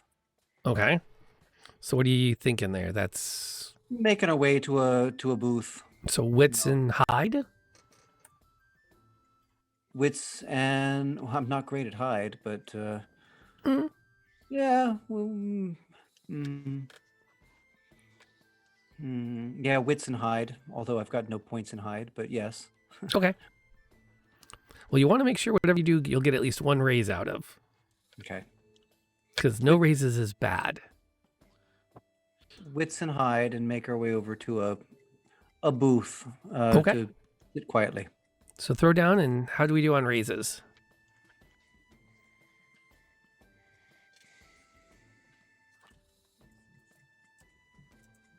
Okay. Oh, hey. So let's see how this pans out. 4 Wow. raises I got 4. on 3 dice? Oh, wait, not 6 dice? Where'd you get 6 dice from? 6 10-sided? Hmm? What are we doing? Wits. You said you were doing wits plus hide, right? Wits plus hide, right? That would be 3 dice. Sorry. Like, how did you roll 6 dice? Okay. It's two. amazing. Our captain is really good. No kidding. Who's Two. gonna deny him? Okay. 2. All right. It's been a while since I've used that, few of my abilities. hmm Tough when you gotta rein it in so you don't. Yeah. It's all about the hat. It is. Yeah, the hat's good. 2. Okay, so who wants to do something? Let's see how this plans out. You have the entire bar in front of you. Spend a raise. Tell me what happens, and we'll get the scene going. What are we trying to do? Somebody remind me. I think we need to scope Find out out information probably. for an exorcist. I think we're looking for someone who can help us to negotiate the demon inside of Liesel. And I think that would be a helpful thing to get a handle on before another full moon emerges. And so I simply keep Liesel hidden and take her to a booth so that there's little exposure, so that no one is suspecting anything from this poor girl and this overdressed captain. Okay, so you spend that's your first raises right now. Boom, spending raise. We're going to go hide in a booth somewhere. So you still have 1 raise left. Who else is doing something? I'm trying to figure out what to do. Cat's walking backwards. I'm gonna go in and what? Captain, do you think we're all at the same table, or are you and Liesel trying to be like on your own? I think the same tables is fine. Okay. Just to make sure that we're not drawing attention. Fine. Yeah, so we'll sit down. I'm if there's a performer, which there probably is, going to throw him some coin and pat my I can't remember what instruments I had, but not the bagpipes. Kind of, buy him a drink to send up to him, and then maybe see if I can join in later. Okay. Has food. And just So you're kind of blending keep and stuff. Anything Yeah. else happening? What are you trying to accomplish, and how are you accomplishing it?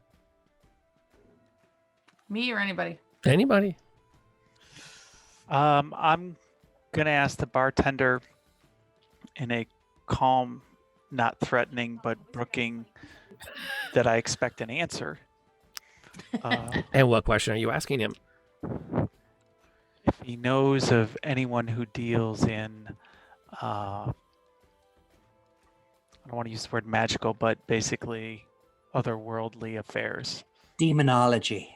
I wasn't going to Yeah, go the quite old- there. That seemed a And- little much, but I'm gonna double down on that with my panache and tempt, and just kind of like coerce this person that he's talking to like tempt them. a little bit of to, sugar and vinegar in the same bite, right? Yeah. Okay, so you both drop a raise on this. He's now.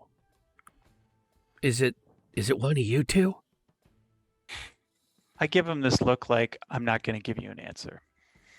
Literally, this is my GFY. No, I'm not answering this question. And I make a move like I'm about to like get a weapon out. Like I'm I'm just asking because I mean, if you're talking about the supernatural, there's only one person you should be talking to. Still not moving my face. Right. Okay. So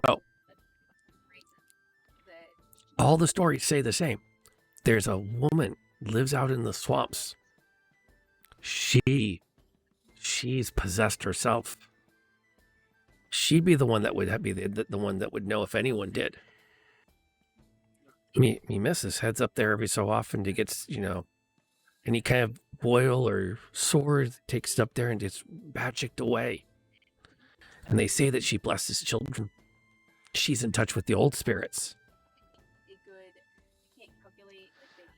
So I slide enough coinage over across the bar for 2 drinks, plus 1 more. Say thanks so much.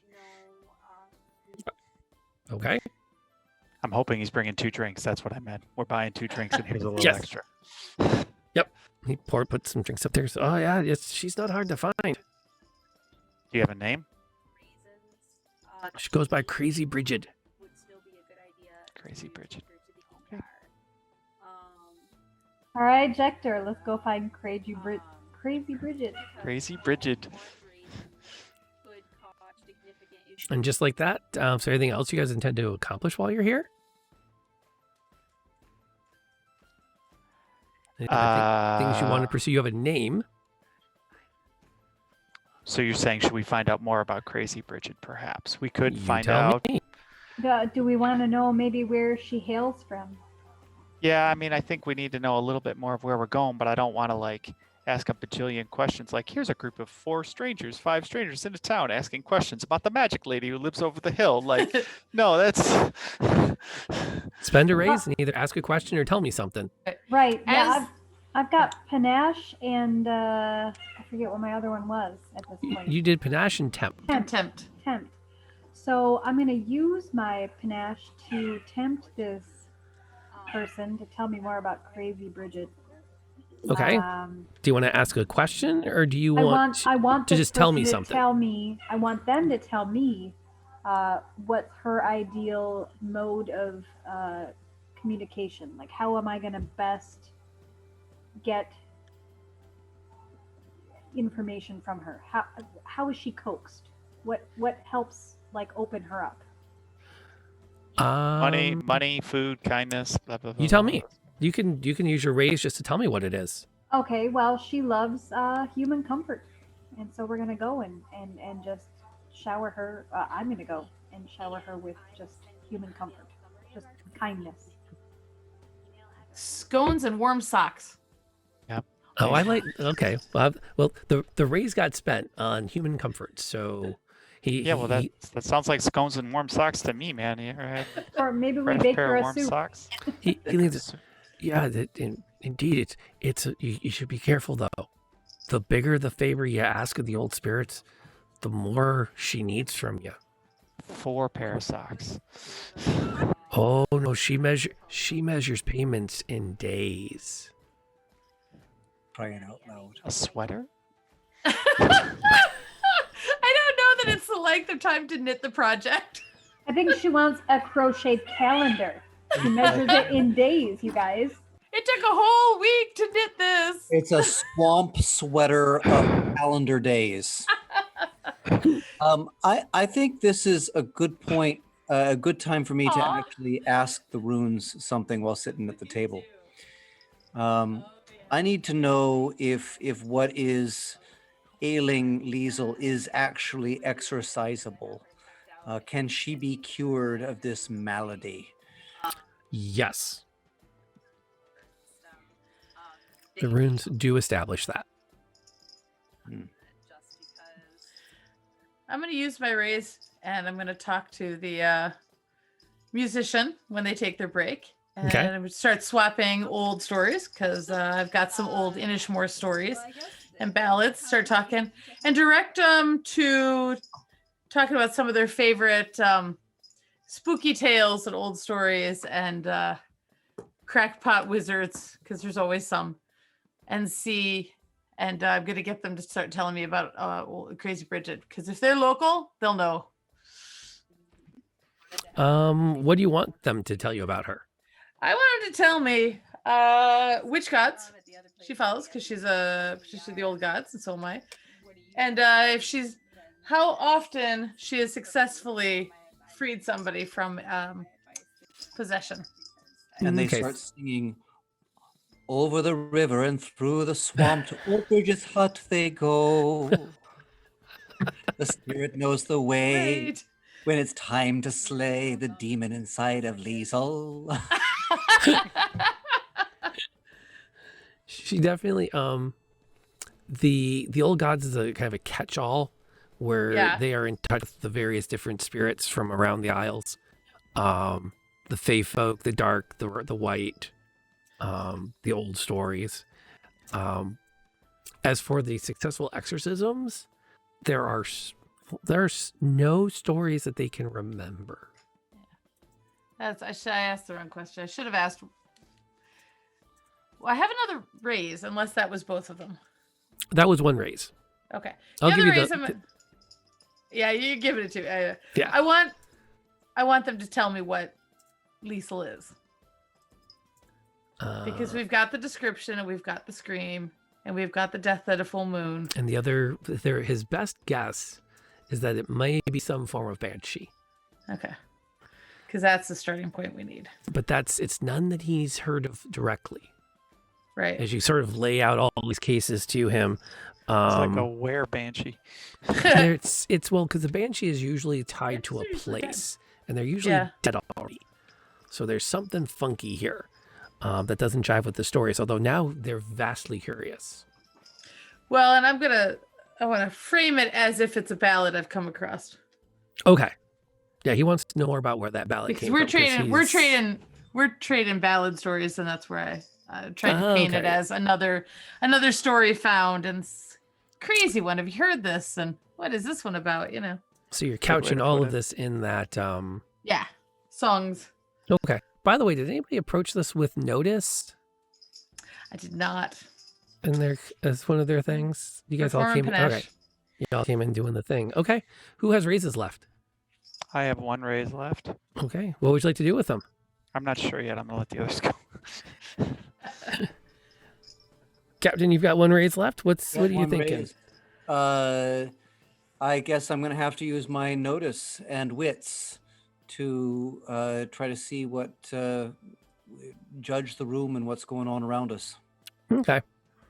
Okay, you came in trying to be sneaky. So this is going to be, you could spend the raise to see if there's anyone else moving around sneakily that you might recognize. And you do catch out of the corner of your eye someone watching you and you do spot that he has a black badge that has that same symbol that was on the sails of the ship that had attacked you earlier.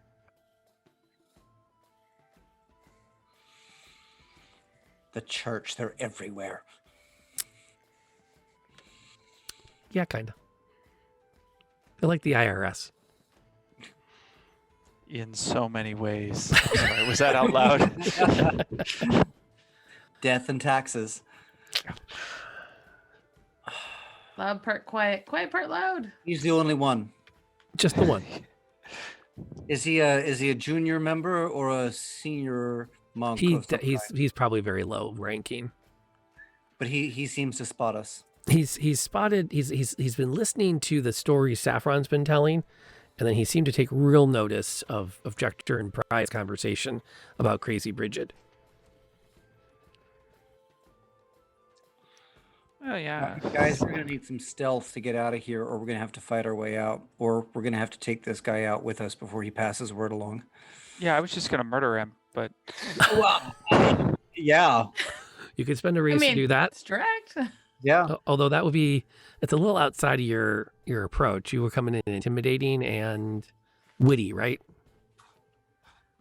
I came in as panache and intimidation. Panache and intimidate. So I have ideas. Do you have ideas?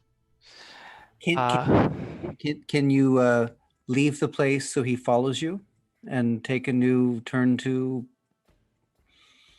slit his throat? I'm just saying. Well, yeah, I was thinking about that, but I think it may be a little too dark, but definitely I'm going to walk up and tell him he's going to walk outside with me right now.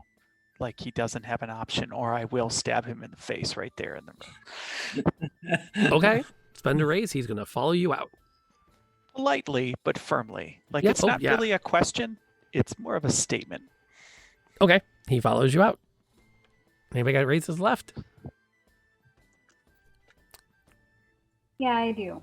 Yay! Did you come with me so we can really? Yeah, I think I did. I think I came with you, and I also am using panache and tent. So I'd like to tempt him to just kind of really put himself into what Jector has going on. Like just blindly follow him. Well, he's already outside. So you can, if you want to, you could probably just convince him that he didn't see anything. Okay, yeah, I do that then. You didn't see anything. You're just here with us. We're just hanging out. These It's are all not good. the banshees you were looking for. Yeah, there are no banshees, period. Yeah, you lean in a bit, you turn on some charm. We're just looking at the stars. You convince him that maybe if your ship hasn't left port in the next 2 nights, you've got some leave coming. And if he just forgets that he ever saw the other 3, he won't have to forget he saw you. And he looks at his notebook and he pulls out the little piece of paper and kind of crumbles it up and smiles as he walks off. And Jector takes a moment to go, gosh, don't ever turn that on me.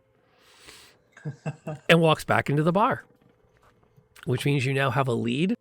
You've covered your tracks.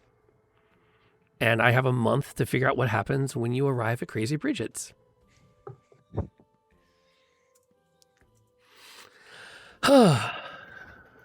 And that note, to be continued, flashes across the screen. I think that's a good spot. That feels good. The Admiral hat. Whew. So what do we think? The system takes a little getting used to, but it definitely makes things move more quickly, which I think is good. We don't have to get caught so much up in the technicality of a classic D20 style system. Yeah, I get kind of scared, like at the beginning, figuring out what my trait and skill is going to be, knowing that that's what I have to rely on. You know. I like the yes and or the yes but improv style of this adventure. It is definitely really different than other games in that sense. But I think it's good, and it fits more of this style of play. I think is quite good, for being online and not having to reference quite as many facts and figures and everything like that. I'm pro to continue to do it. I think it's easy and it allows for good flow, but yeah, it will still continue to take some mindset shifts. I think, you're right. It's like you said, like once you've made those two choices, the traits and skills, like you're committed for the whole scene. And so that I think is lending itself to a certain level of depth that maybe isn't at first visible. Kind of makes it more creative too, because you're like, I picked what? Oh. How do I make this fit? Yeah. Well, the good news I noticed is that you usually don't have much more than 3 ranks to spend on something. So that's 3 actions within your approach. And then you can go to something, a new round will come up and you can, if we're still in the scene, you can change to a different approach. But that's still in that realm of like, it's weird trying to write it because I'm still balancing how much I need to prep versus just letting you guys have a situation and fiddle with it. The hardest thing is figuring out how to fail. Yes. At something. And we didn't play with that too much because I think we were just figuring out the system. So exactly. Right. Yeah. I was trying to figure out my boundaries a lot of this game. Just figuring out what was able to happen and what wasn't. Yeah, I think you're right. I think, but a system like this is more protagonist enabled. Uh-huh. Like if any of you ever played Shadowrun, like Shadowrun was not protagonist enabled at all. There was nothing protagonist enabled about that system. A long time. No, that was a system where they tried to kill you the whole game. Yeah. That was the whole of the game. Okay, well, you know what? He's up. We'll go over there. All right. Okay, it's looking at who I know that's currently on tonight as we kind of wind things down here. So I see you've got our pronouns up on the channel. Because I'm a selfish American, you could make my pronouns me and mine. That's fair. And I did assume, and I probably should have double checked, but I believe that those are the ones we're all using. Since I know most of us somewhat. But that's a thing that more and more of us are trying to fit in there and normalize. In fact, when I do my calling cards with my students in a traditional school year, I have them do a little card where they put their name, their preferred name. So, like I've had quite a few like Johns that go by something else because it's like their given name. It's like John, Michael, and they go by Mike. Yeah. And then like just last year, I started having them put their pronoun with it. And it's interesting because out of like 130 kids, I'll get 25 will snicker. 1 will deeply appreciate it and nobody else cares. And it's that 1 that I really care about. And thank you, Ear, for that compliment. And thank you, Miracle, for hanging out with us so far. I'm actually going to send those that are watching. We're going to turn off the stream here and then hang out for a little bit for some debrief. As we kind of wind this down. Before I do that, we're going to go around the table again. What was everyone's favorite moment tonight? I'll let you decide who talks when. I really enjoyed jumping from the ship onto the enemy ship and going from there. Cool. The planning the acrobatics in the ship-to-ship combat. I'm not sure if it was when Captain got Liesel to do that screech. Well, I kind of blend too because she did that screech, and then in my head is when Jector was swinging over to the ship and the fireball erupted. For me, that was all kind of one scene, and that was just amazing how that all worked. Yeah, would agree. It was I thought it was a nice way of pulling everything together there at the end for you. All of your plans kind of came into fruition at the same time. Cool. I'm going to send you off to a gentleman who streams under the handle Another Letdown. I was watching him earlier today playing Arkham Horror Mother's Embrace, which is a new release based on the Arkham Horror board games. And it is ridiculously fun, but I can't watch him now because he's ahead of me. And I can't watch that because I don't want the game spoiled for me. But I was streaming it last night, and it's a really fun experience. But he's currently painting minis right now. But he's a D&D guy. He's a gamer nerd. He'll be fun to hang out with. So I'm going to do him a little bit of a favor on that. I'm back here tomorrow night for my Ravenloft pre-Ravenloft game, which I'm having a blast with, and I'll be back on Wednesday with the Candlekeep Mysteries, and I think this Monday we're going to do a Monday Night Mystery as well. So we're bringing back the Sherlock. So most of my streams start around 7. So if you can wander on back, it'd be great to see you. Thank you everyone for hanging out, and until next time, remember, you want those extra dice to get the extra raises, so that you can declare you are not getting the coronavirus. And that's all you got to do in the 7C. Say, I'm not catching it, and you're done. But you got to get the raise first. So wear your mask, and please stay safe.